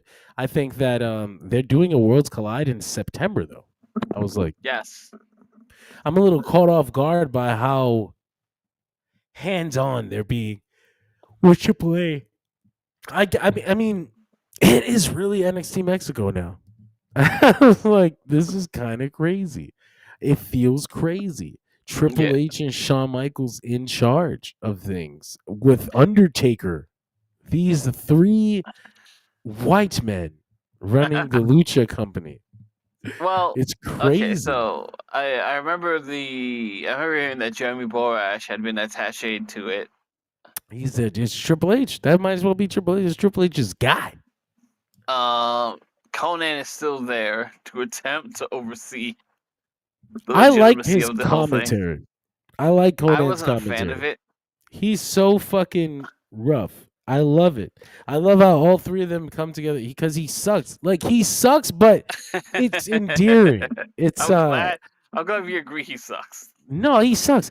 It's just that it's I don't know how to explain it. He sounds like he really means the things that he's saying. So they have to kind of stop him from saying things sometimes. Like he'd be like, "This is the greatest heel we have in the company." Conan, what are you talking about? I need you to shut the fuck up. No, what's a heel, Conan? Well, you know. I knew his grandfather. Why are you telling us this? What does that mean, Conan? Does he owe you money? Probably. Oh, shit in his bag. Oh, no. Don't say that publicly, Conan. We'll be too somewhere pissed off. Oh, I knew it. I knew it. We fired Vampiro for you. Yeah. they yeah, they did fire Vampiro, didn't they? Send him home. Vampiro commentary was some of my favorite parts of Triple Mania sometimes. I know. Hit my damn music. Not for the That good was my- reasons, but yeah. Hit my damn music. He farted on live commentary Yes, he once. did. Yes, he did. Fucking hell. Watching that live, incredible. Do you think he peels potatoes, Corey? He did say that. Oh, did he? Did he? All right. Oh, Here's a funny thing though about this Triple Mania that I thought was funny. I only saw 2 matches. The rest of the show was great, but their attempt at doing the Triple Mania hardcore match Okay. fell on his face. That tag match with the fucking Los Garzas and Psycho Clowns, or what do they call Oh, the that Psycho? was. The psych. I forgot what the fuck they're all called when they're together. Oh, I don't know. All of the clowns, they had a name. Anyway, that sucked. That sucked so much. There was Did some it? cool spots. Like he wrapped one of them, one of the Garzas in barbed wire, and they did like a Spanish fly wrapped in barbed wire. Really? So I was like, disgusting. But no blood, messy, light as fuck, and so it fell on his face. So I was like, damn, that sucks. But other than that, pretty damn decent show. Stellar, maybe. Maybe. Couple more things to talk about tonight. Chris Jericho in the headlines. He liked a post on Instagram that I believe was an accident, but Oh, he did like a post on Instagram claiming his contract was up in December, and where would fans like to see him next? Would they like to see him in the Royal Rumble? He was tagged in that post, and I think that sometimes you kind of just like things. Like the fan tagged me, I saw it was a graphic with me on it, I just press like, and then you like read it, and you're like, oh fuck, I gotta yeah. unlike that one now. Or Yeah. in Jericho's case, you don't read it, and then it gets picked up as a headline, and you go, wait, I did what? Wait, oh fuck. Yeah. So he did like the post asking if people would want to see him in the Royal Rumble, and they got other people talking about how his contract is up at the end of the year. He hasn't ever been off of AWTV for this long before. He was written off pretty summarily. And Brian, Keith, and Big Bill are no longer known as the Learning Tree. So it does kind of feel like his time is over with AEW. Are they unaffiliated? I'm kidding. They, at the end of the day, I believe Chris Jericho was one of the most important parts of getting AEW off the ground. They need to respect that man because he was vital to making AEW work. I just think after a while it came to a point where maybe he was out of ideas. And he used to know when to go. He used to know when to take a break. And he had just kind of gone for like 5 years straight. And Sure. it was kind of like time. It's time to take a break, really. Would is you what it would is. you ever argue that he that there were times that he was trying to prove something? I think he always was. Okay. I think like from like day one in AEW. Partly like, look, I can carry a company on my back, which is what Sure. WWE never wanted to do for him. Like they never wanted him in that spot, and Right. partly he got to help get that shit off the ground. I think there's something to be said about like Chris Jericho being like to AEW what Terry Funk was to ECW around that Yeah. time. Yeah, I can see that, and just even the idea that he was having good matches beyond his age in the beginning. Yeah. But it's probably better for him to have that final run in WWE. Although I look at Goldberg and how they did his retirement, and I'm like, and then I look at Sting. I'm like, you know, If I was Chris Jericho and I was thinking about places I'd have a retirement, I certainly would not be wanting to go back to WWE, especially with Triple H in charge. Like, we don't even like each other. Like, I don't even have Vince to know to fall back on. You know, like Yeah. I would be begging Tony for a new position. Like, you know what? What about one last run here? Right? Like, what if we did? But What if we John, did we the don't fight? have enough. We don't have any. We don't have any clips from New Japan to pull for. No, we'll make some. Go, Painmaker, go. It's an undisputed fact that AEW isn't where it is today without him being their first champion and a day one AEW guy, Max says. But if he goes, then he goes. Okay, fucking Drago. Part of me wants him to go to WWE just because I know that the fans will appreciate him more today. Like if he Sure. came back to AEW, they're gonna act like it's The horrible. I Vortex. can't believe he's back. He's gonna ruin everything. It's been The so Jericho good. Vortex has returned. But I think if he goes to WWE, all those same people that acted like they hated him for the last 6 years are gonna lose their absolute minds. Break the walls there. Break down the walls. What those about to buy? I personally just want to hear that song again. Sure. Maybe I want to see the I'm countdown. down with having him back in the video game one more time. Maybe with some of the retro versions too. I wouldn't mind him going to WWE if I knew they were going to treat him right. Like if I knew Chris Sure. Jericho was going to go there and he was going to get a run and he wasn't just going to be another guy losing to New Day and Otis or whatever on Raw like within the next few weeks, like or he's going to end up like Rusev. Mhm. Fucking I would be okay with it. So I mean, Now, I hope that it turns out good for him. He's a for what legend. it's worth, I've like Jericho said on one of those DVDs that he doesn't want a big retirement. He did say if he could go out kicking and screaming and getting dragged. Yeah, just he like a would be okay shitbag with heel that. and then like Yeah. disappears and he never comes back. I wouldn't mind if that's what if he did that here though. Like, you don't have Sure. to do if that's what you want to do, then it's already here, waiting for you. Yeah. They'll miss you too after a fucking couple years. They'll start feeling like shit. Just give them a time. I like in a fun way. Like I like the idea, even though it'll probably never happen logistically. I like the idea that he has for retirement, which is just him and fucking Lance Storm having a match in that shitty gym where they started. That would be perfect. I forgot he wrote that in one of his books, right? I think the first one.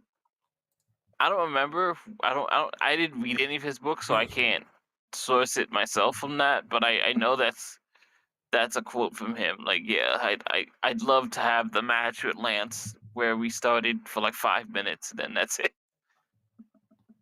I can say That'd it be ended as awesome. it began. He was that match at One Night Stand Lance Storm's last match? It wasn't, right? Lance Storm No, has because he wrestled did since he wrestled He did the multiple Ring of Honor times since match. then. He did the Ring of Honor match with American Dragon. He had a few more matches after that. That's right. Oh, That's let right. me look I that listen to Lance. I listen to Lance still. He does the Wrestling Observer stuff every week. His opinions are very funny because they're exactly what you would imagine. It's But like also, it's just like one of the few sensible guys left in the business. it is. I mean, he's very straightforward. That's what makes it's like so Lance Storm. Like, did you see? I actually was listening to the show where they got that that quote he did about the Money in the Bank, where he's like he's Help me watching Raw. He says he's watching Raw last week, and CM Punk comes out, and he's mad about how he got screwed over by the Money in the Bank, and then Okay. he goes, "You didn't get screwed over. This is a well-established concept, and it has been for the last 20 years. And Seth Rollins cashed in fair and square. So I fast Sure. forward, and then I stopped, and LA Knight comes out, and he goes, "Wait, CM Punk, I agree with you. You got screwed." And I go, "No, he didn't. And so I fast forward. It's like, yeah, he's right. He's absolutely Yeah. right. Like, no, you didn't get screwed. That's true. At the same time, it's like we have this promo every year. Someone thinks they got screwed by the system in which they've participated. Yeah, Lance wants no part of this bullshit. He's like, this is entirely stupid. Like, I'm pretty sure I just watched. And it's made worse by, on multiple occasions, people who have benefited from that system saying they were screwed by that system. I'm sorry. I got so fucking caught up by this fly that I wanted to kill, and then he got Nice. away from me. I was saying that it's made worse by the fact that there are multiple people who have benefited from that system who also go on to say that they were screwed by that system. The Money in the Bank, CM Punk, you cashed it in twice. Shut the Yeah. fuck up. Yeah. Yeah. Now, so Chris Jericho leaving AEW, I wouldn't mind seeing him show up in the Royal Rumble. It would be kind of sad to see him in the WWE propaganda machine spouting out the bullshit that they make you spout out. But, it is what it is. Capitalist WWE makes me so sick lately. It So always all was. WWE. No, I'm kidding. It always was, but it's like Yeah. so much more now. It's kind of Is crazy. it? Like, I didn't know you could get more. I didn't know it can be even more. I just didn't know. I did not know. So You just didn't know? finally, we have our AEW recap, our Dynamite recap for the night. AEW Dynamite for August 20th, 2025. It was a pretty damn good show, actually. It sped by. I was like, what? How is this over already? There were like fucking 3 segments, or it felt like it.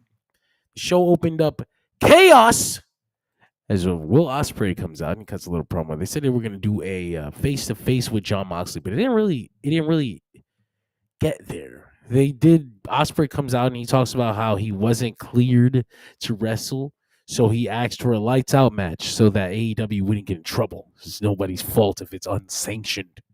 Mm-hmm. Moxley comes out and they have like a stare down for a few seconds before brawl starts, and Death Riders get attacked by what is it? Fuck, what the fuck is their name? God damn it! Speedball Mike Bailey and Kevin Knight. What is their name? Jet Speed. Jet Set Radio. No, John's gone. That's it.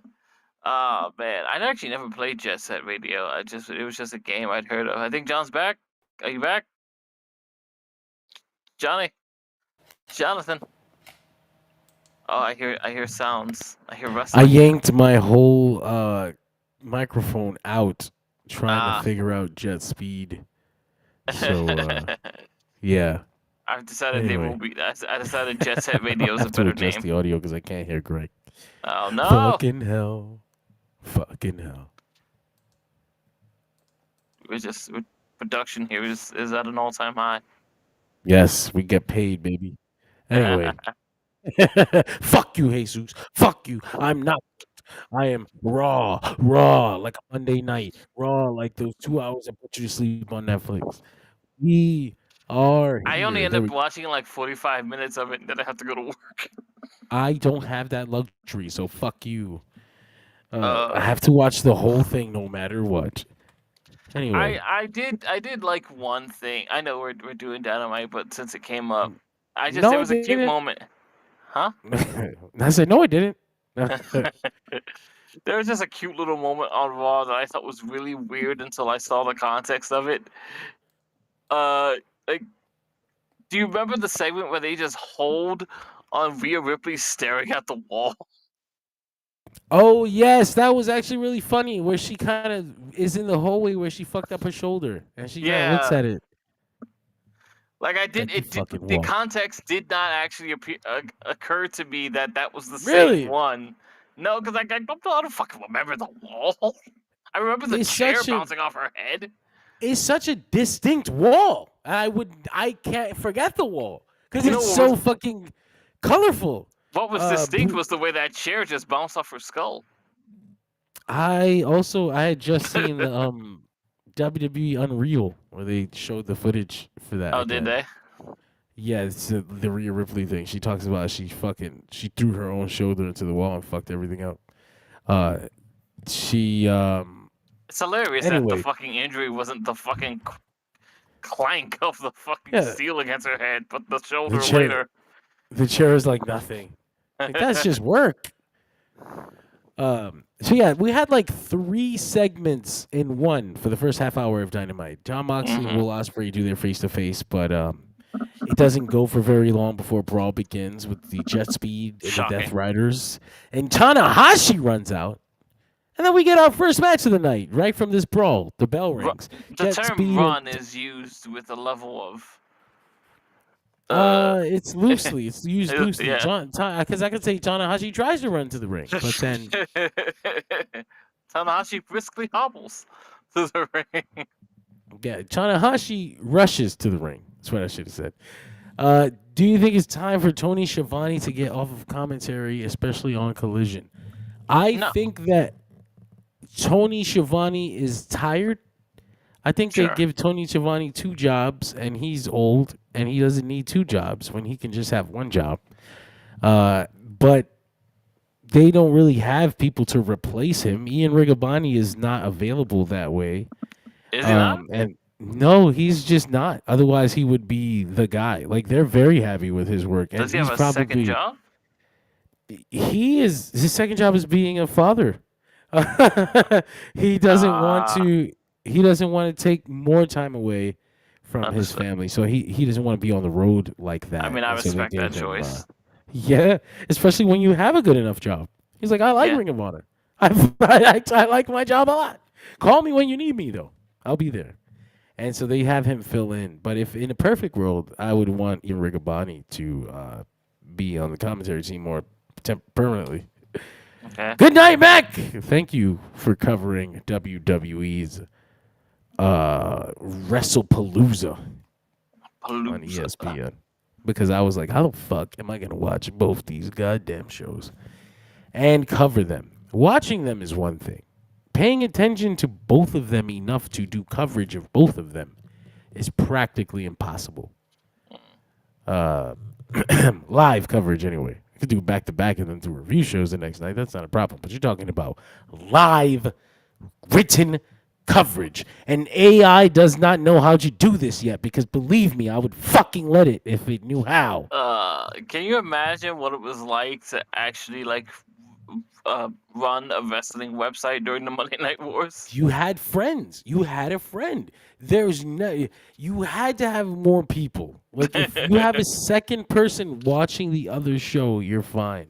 But at the same time, I don't think they did live coverage back then. I think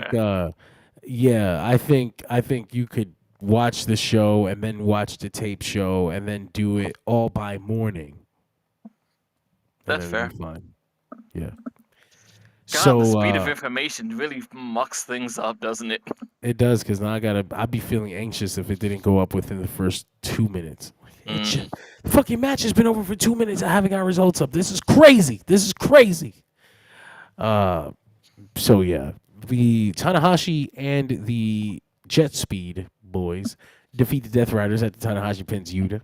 Yes. Bullet Club War Dogs run in, Yes. including Gabe Kidd. My man Drilla Maloney showed up to drop somebody on their head. But what the fuck is Gabe Kidd doing here? I don't know. How? And he got called out for this by Shingo. How? Amongst other people.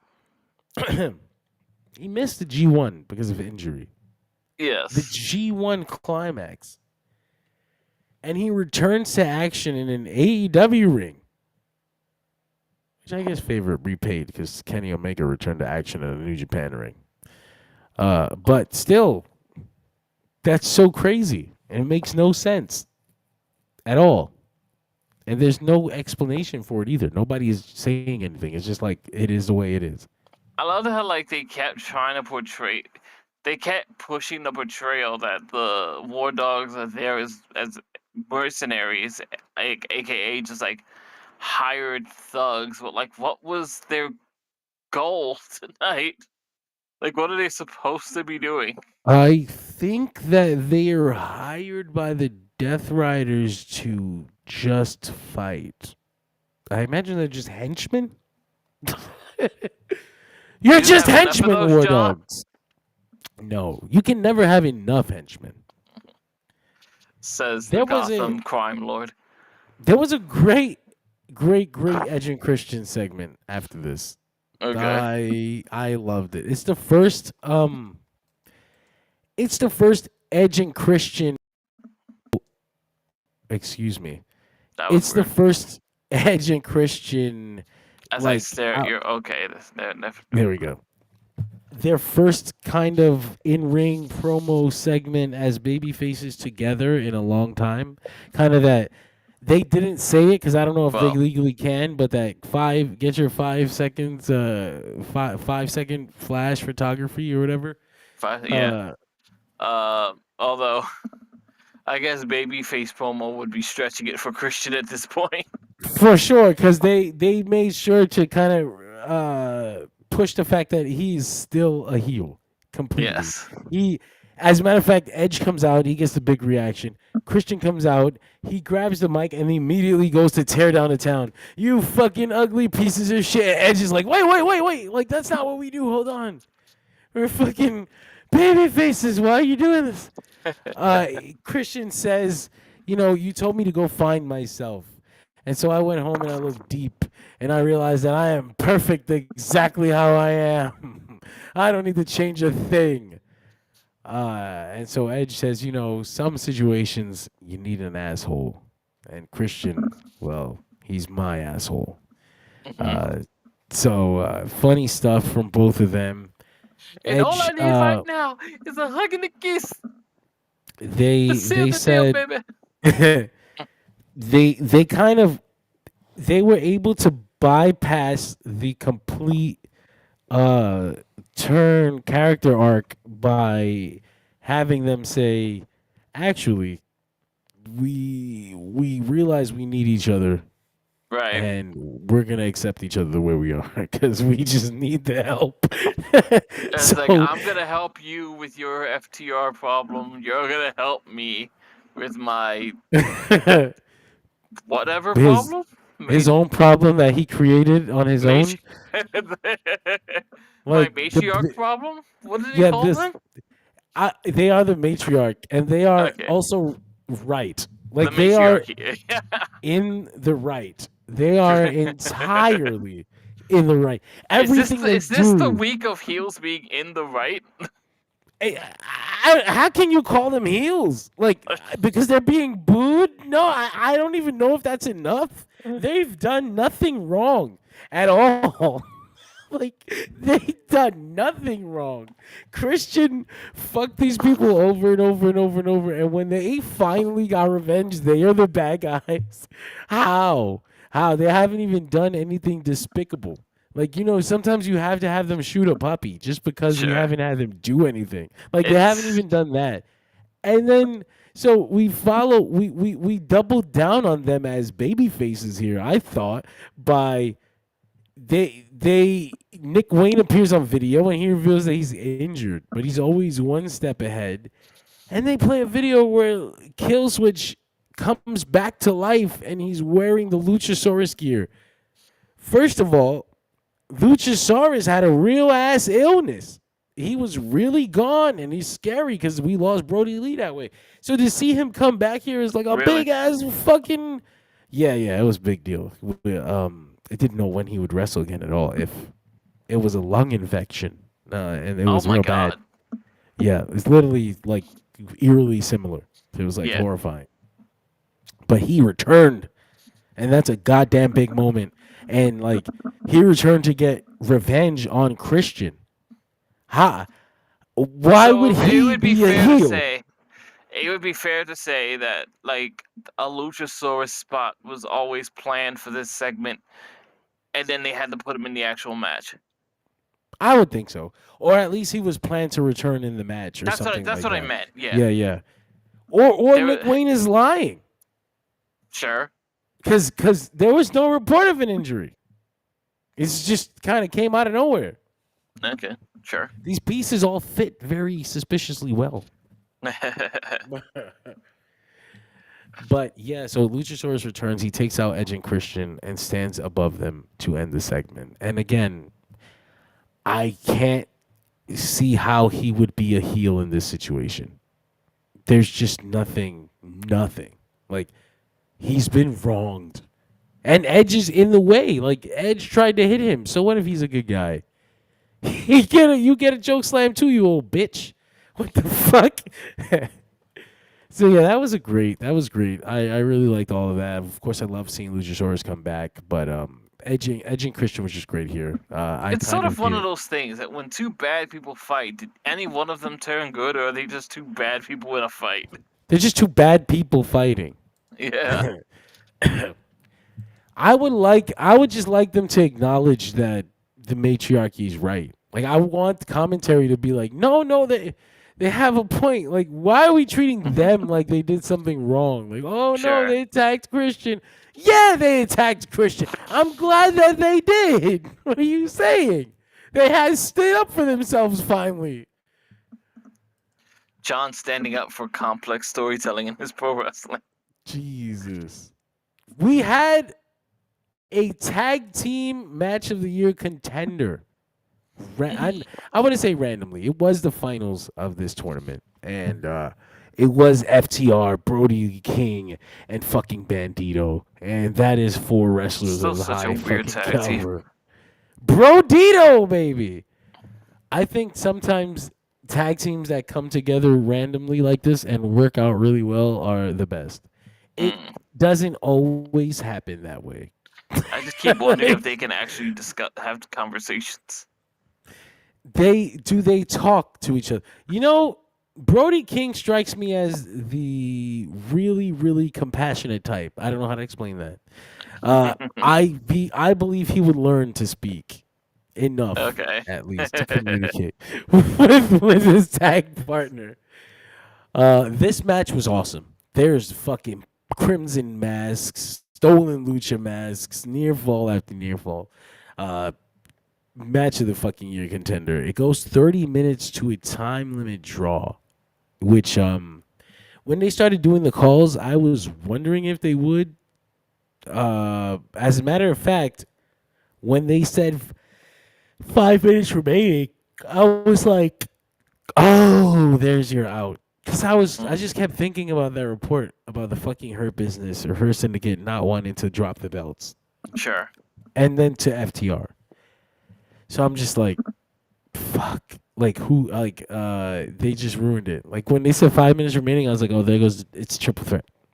And Brodito's getting pinned. So, and FTR's taking the belts. I'd like to add that I didn't hear this because I was running AEW and the Yankee game at the same time, and the Yankee game had gone to extra innings. So that was they got kind the of volume audio, privileges. that was kind of the audio priority. So, like, I'm watching this match, and I'm just going like, wow, this match is going really long.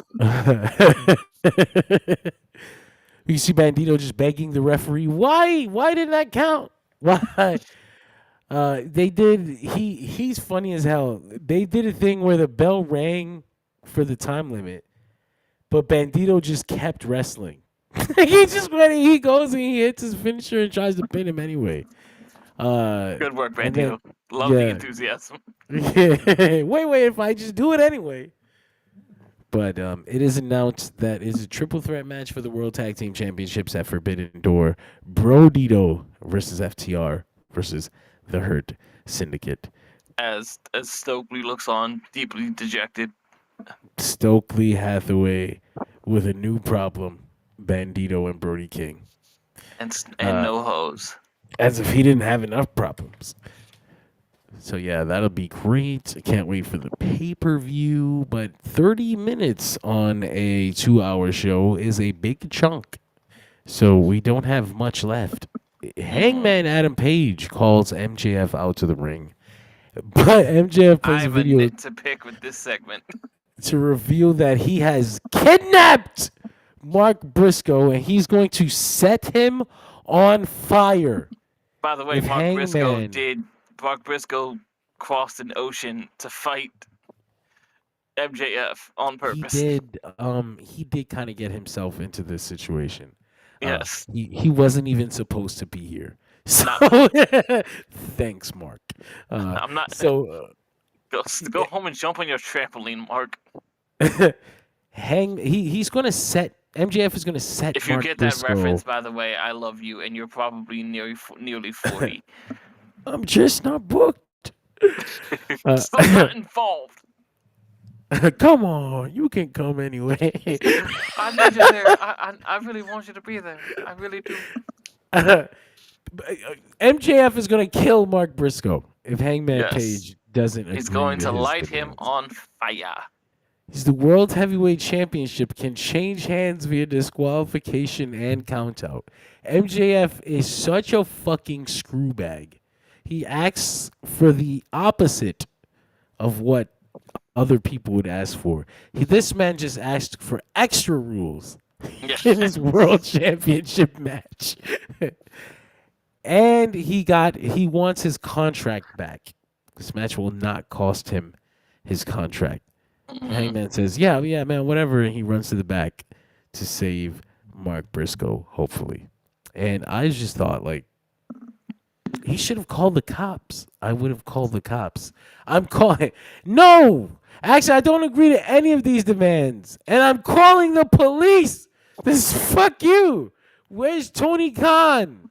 Why are there so many attempted murders here? This So place. there are 2 points you can take from this. One, well, any agreement under duress is not legally binding. But it's pro wrestling, so we just ignore that, don't we, all the time, right? I guess MJF got Hangman. Hangman got MJF that way last week too. So fucking Yeah. that wouldn't count. Well, no. See, MJF wouldn't be under duress. MJF was just stupid. Like, in no way was MJF in danger when he did that. He just got frustrated. He was a fool. Yes. Also, like, my issue with this segment, or at least the way the segment is lined up, is that the very next segment when they come out a commercial, Hangman Page is brawling with them. So if they were that easy to find, you didn't need to stand in the ring like a dummy. That was I was wondering if maybe this was like a basement or meant to be somewhere that can't be found because Sure. because he was like running later and he still couldn't find them like hours later or not hours just like after the commercial break right after He certainly found Ricochet and are they still the House of whatever? No, they're the Ricochets. Oh, They're good just- lord! What are they? A No, I'm fucking? kidding. I'm kidding. I made that up. Oh, okay. Like a pop no, band. They are just Ricochet's henchmen. And honestly, this isn't bad. When they are not sharing henchman space with Brian Cage, so Okay. they Brian Cage. they get the moments like this one where they get to be the guys who tried to set Mark Briscoe on fire. But yeah, Sure. after the commercial break, Hangman Page chases down Ricochet, catches him, busts him with a chair, asks where are they. Security tries to get him off, and he starts banging out on security. Like a cop. Yeah, basically. And so the idea is that Hangman is out of control, or MJF is trying to get that out of control energy back Yes. from Hangman. So if I know my storytelling, Hangman will not be outsmarted this Sunday. But I was thinking it would be funny to see MJF cash in like immediately. Like After? yeah, like no, Yeah. like nah, fuck that. This isn't over. Fuck you. Loses the match, immediately goes for the briefcase. Yeah, But like that only works to me if he loses again. he has to lose again. Like he has Yeah. to lose again. Like you fucking idiot. You fucking idiot. You had it. You fixed it, and you fucked it up again. Yeah, actually, that would be perfect. I feel like it's just a perfect way to foil this guy. This fucking dummy. He got so overconfident. He ended up fucking himself. I In like it. fact, I would argue. I would argue. See, I don't know. I guess I don't know how to frame that yet.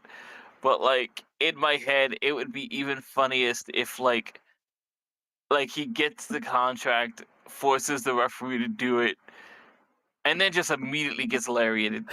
Just turns around and eats it. Yeah. Damn! That is it.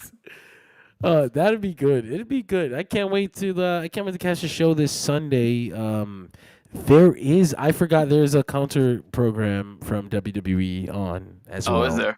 Yeah, NXT Heat Wave. Oh, It that's right. won't come on More at the same ECW time. names. It won't come on at the same time because Yeah. Forbidden Door is in the United Kingdom. Kangdom? So the United Conqueror. Oh no. You can take that in many ways. Yeah. So it'll be in the afternoon or probably earlier in the morning for me, like 10 o'clock in the fucking morning. I'm gonna be waking up on Sunday to watch a fucking pay-per-view. Yeah, it's gonna be rough. So the final segment of Dynamite was the women's tag team championship match. Dynamite. Tony Khan, I gotta look at the numbers because like sometimes I'm like, I'd be like, wow, like these like I don't have no problem with the women main eventing. All right, I'm not a fucking misogynist, but sometimes there would be several other This segments. main event's better than last week's. Well, no, for sure. But like sometimes there'll be several other segments that should have ended the show. Should have ended the show, and it's like, and would have ended the show on Yeah. a period for one of the big Yeah. angles. and it's like, how the fuck did you come up with the idea to end with this? Yeah. It I was think he's obsessed with this idea of ending on a match, but he doesn't have the big match. but like I hate it. I agree. I like ending the show on the hook. I'm like, if the hook would have been the world championship thing where they tried to kill Mark Briscoe, I think that might have worked. Yeah. Like, Like but- they do it. They did it all the time back then. But like the end of the show should have been like he gets to the Ricochet, and then like MJF just drives off. Yeah, laughing like an evil villain or some shit. And like you know? he chases the car, he obviously can't catch it, and he, dejected fucking Adam Page looks on. Come back next week as he tries to murder a man. Come back next week to see if we've pressed charges. Like normal rational people. I would have loved that, but they did a straight up ending here. Mercedes Moné and Athena defeat Alex Windsor and Tony God, Storm. why is that a thing? You know how it goes in wrestling. Things just I kind of know. happen. It's, She at least is it still part of the entrance theme? I didn't hear it. Okay, because there was a moment I think we both stopped caring once we were just like, oh, good, it's not subconscious. well, they put it back. They went back. Subconscious? Yeah, they put it back. Oh no.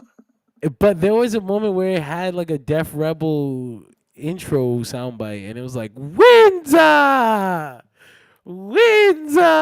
was like, this is the stupidest shit ever. Okay. I'm still I don't really know much about Alex Windsor, and she did have a great match with Athena on Collision. Sure. But I'm still on the like, why is she here and not Willow or Chris Statlander or I guess because they're trying to build some relationship between Tony Storm and Windsor. Yeah, which I get, but it's also like, yeah, it's a bit transparent, or at least it feels funny when I think it feels like you'll understand this as someone who obviously was reading comics before I do. Or you could say it about any TV show. It's that moment in the TV show or the comic where the new character shows up. New characters around a lot. What are they doing? Yeah. Well, are they You going to weren't here be before. here? Why are you here now? Are they going to be here in 2 months? Remember when Deanna Purrazzo got here? And Whoa, they put God, her please don't do that. Why? right. They put We her were having right. such a good time. They put her right in that spot, and then they did that story with the duck tattoos and shit that didn't matter. The duck tattoos. We got Jeez. matching tattoos, Tony. That's right. Why aren't you remembering me? This angle sucks, my darling. So yeah, man, that's AEW Dynamite. Actually, the match ended with Alex Windsor tapping out Mercedes Moné, but she wasn't a legal woman. And as she stands there arguing stupidly, I missed that. What did she use? Sharpshooter. She had Cute. Mercedes in a sharpshooter. Mercedes tapped out. It wasn't legal. And as she is standing there stupidly arguing with the referee, face, boom. That's your win. She got him. How's She her got hand? screwed. She should be fine because she looks like Athena like throws herself to the side, and as long as Alex Windsor stood out of the way, she should be okay. Bozilla will be the 4th woman in the TBS Championship Fatal 4-Way match. Ow. Mercedes Moné versus Alex Windsor versus Persephone versus from CMLL versus Bozilla Yes. from Stardom. What did Bozilla do to earn this match? Speak English. Didn't she lose the last time she was on fucking Star TV or whatever? She only was she. I'm not sure, but she is I don't know. crossing the forbidden door. She will be on this card, and I don't think she's taking a title, but that would be cute. AEW Dynamite, that was a pretty damn good show. Like I said, that's probably one of the more wrestle-heavy go-home shows that they've done. They usually put a lot of overstuff, a lot of promo segments into their go-home shows. That's usually where you get the most AEW promos that you get, like out of all their Dynamite shows. It's a go-home show. They do a lot of segments, but not tonight. Yeah. The goddamn 30-minute draw take up a quarter of your show. Ballsy. But that is all the wrestling, mostly. Man, that's pretty much everything. I had a couple of things on the end side that I was going to talk about in the beginning that didn't have anything to do with wrestling, but I wanted to. You were going to talk about something. You were going to answer a question for Jesus, then you wanted to save it to the end. No, I saved it to the end of that segment because he was asking who should I forgot, but we answered it earlier. Okay. I'm sure. I know we did because I brought it up. Oh, then who should main event? Who should Tony Khan have main event? All Out against WrestlePalooza. Yes. But yeah, no, it's pretty much everything wrestling related for the week. I mean, I guess you can join us throughout the week for Dershi Radio recaps and news and opinions and all of that on social media and DershiRadio.com. Be sure to visit DershiRadio.com, make it your homepage, visit it daily, go to the socials, make yourself at home on DirtSheetRadio.com, comicbookclick.com. It's a cool place where we can make sure social media, Dershi Radio exists without social media, just in case, because you never fucking know. Also, this Sunday, Dershi Radio Forbidden Door Sunday. Forbidden Door post show. Make sure you join us. I guess Uh, I'll try to be there because it's an early day. it is early. It is early. I don't know how early though, because the show might end right when you have to leave. Yeah, God, is it gonna be? Yeah, it might be that long of a show again, right? Yeah, they're all 6 hours long. You know how that goes. It's Jesus Christ, guys. Also, Forbidden Door, WWE, Monday Night Raw, How do we feel NXT, about this pay per Dynamite. view? It is pretty stacked. I was like at first I was like, well, there's not enough New Japan guys, or they're all dead. I'm not sure why they would do Forbidden Door this late in the year, but they fucking did. And then 2 weeks left in the show, 2 weeks left before the show, Tony Khan stacks the dog shit out of it.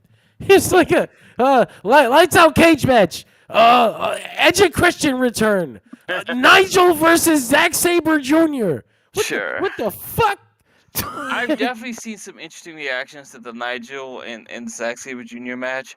I don't want to hear. A lot of them just have to do with the fact that, like, if you are of a younger audience, this means nothing to you, which is like fine, that's valid. Uh, I don't give a flying dick. Why would I care what some little piece of shit thinks about? Matter of fact, any little piece of shit that doesn't know what the fuck the significance of Zack Sabre Jr. versus Nigel McGuinness is, uh, deserve to be spoken to about this subject.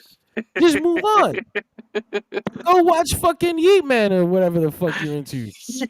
man, that's so mean. The Why fuck? does he sound like a Mega Man villain? Get the fuck out of here with that shit. Literally, you are the dog that they're reading Shakespeare to. It's you. Oh my god. Yeah, so they're gonna go out there and they're gonna have a different kind of wrestling match. That's gonna be awesome. I think the suggestion was more that just it was harder to be emotionally invested in like you know what it is? It's the same thing that happened with Dusty over the SummerSlam weekend. Like, we think this is AI because we don't really know who Dusty Rhodes is other than NXT Grandpa. Yeah, sorry, children. I didn't come here for you to care about this match. This one's for me. Nigel McGuinness versus Zack Sabre Jr. Probably two of the Yeah. best wrestlers to come out of fucking Europe and in this And generation. I guess that's always been a criticism about it, like that it's too insider, but like whatever, it's I am not the kind of person who wants to say everything should be for everyone, because fuck it. But I think everything being for everyone means some of the things just aren't for you. And Sure. that's something you're gonna have to accept. These people out there. What about the people that don't get it? Do you? That's it. That's the only question that matters. Do you get it? If not, are you willing to learn? Hmm. And if not, then shut the fuck up.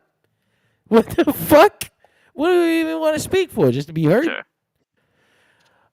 So yeah, no, it's actually like a really good card, and I'm excited to see it. And actually, I said actually twice. The okay. lights I'm out not judging you. cage match. I'm really intrigued by, not just because it's a lights out steel cage match with 10 people in it, but because I have a feeling it is that New Japan cage, that cage of death cage, where Sure. it's not really like a cage around the ring, but it's like an octagon cage outside of a wrestling ring. I love those. I love that aesthetic. Hmm. But I would like to see what that looks like under these big lights. I'm excited to see this big ass spot fest. It's gonna be crazy. Kenny Omega and Kota Ibushi randomly in this match, so random, so not part of the build that I don't even feel excitement to see them until I Oh, see no. them.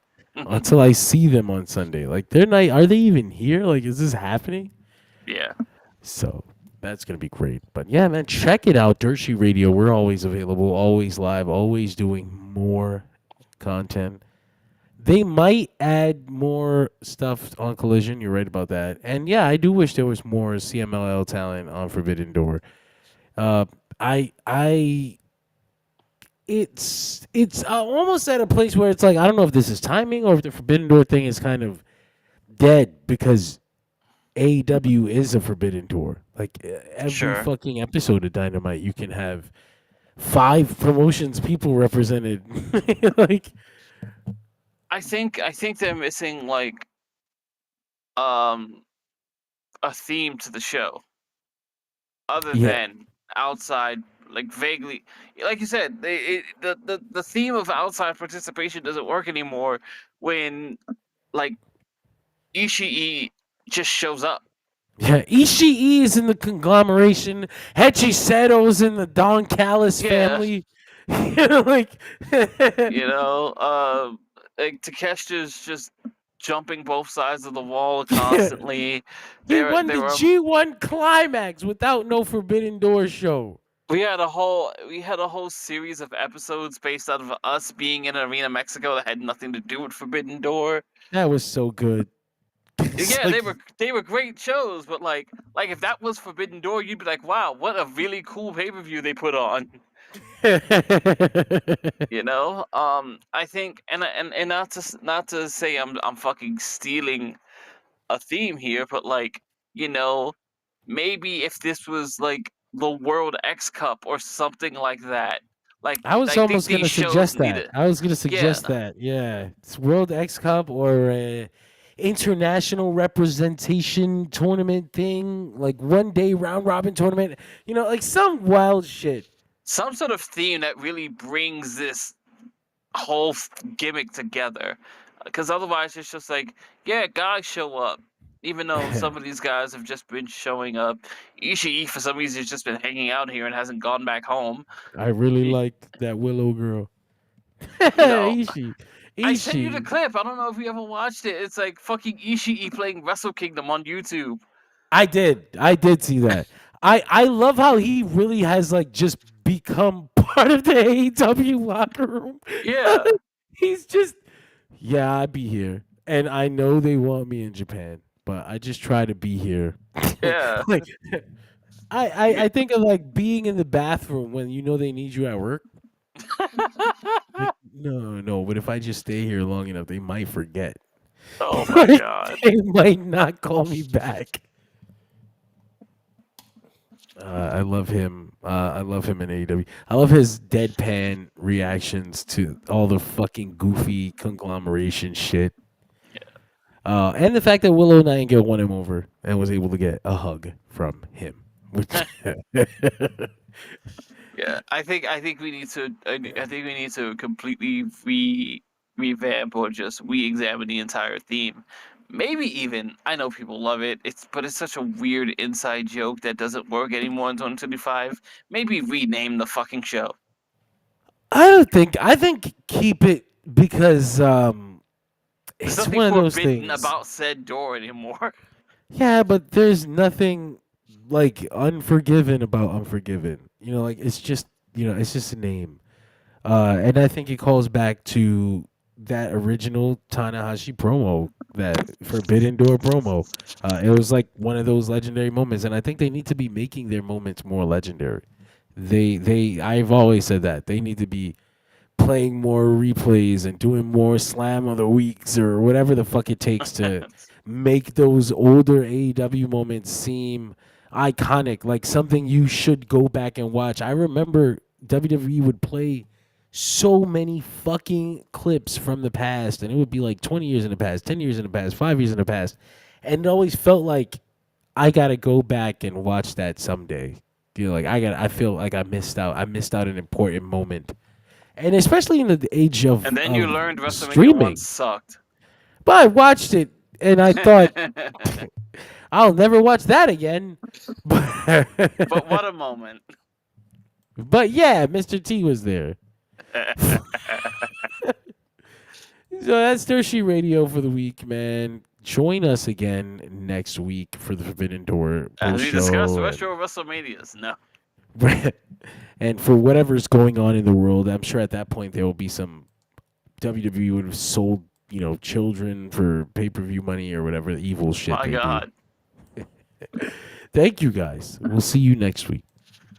This concludes our broadcast day. Good night, and God bless. The sport of professional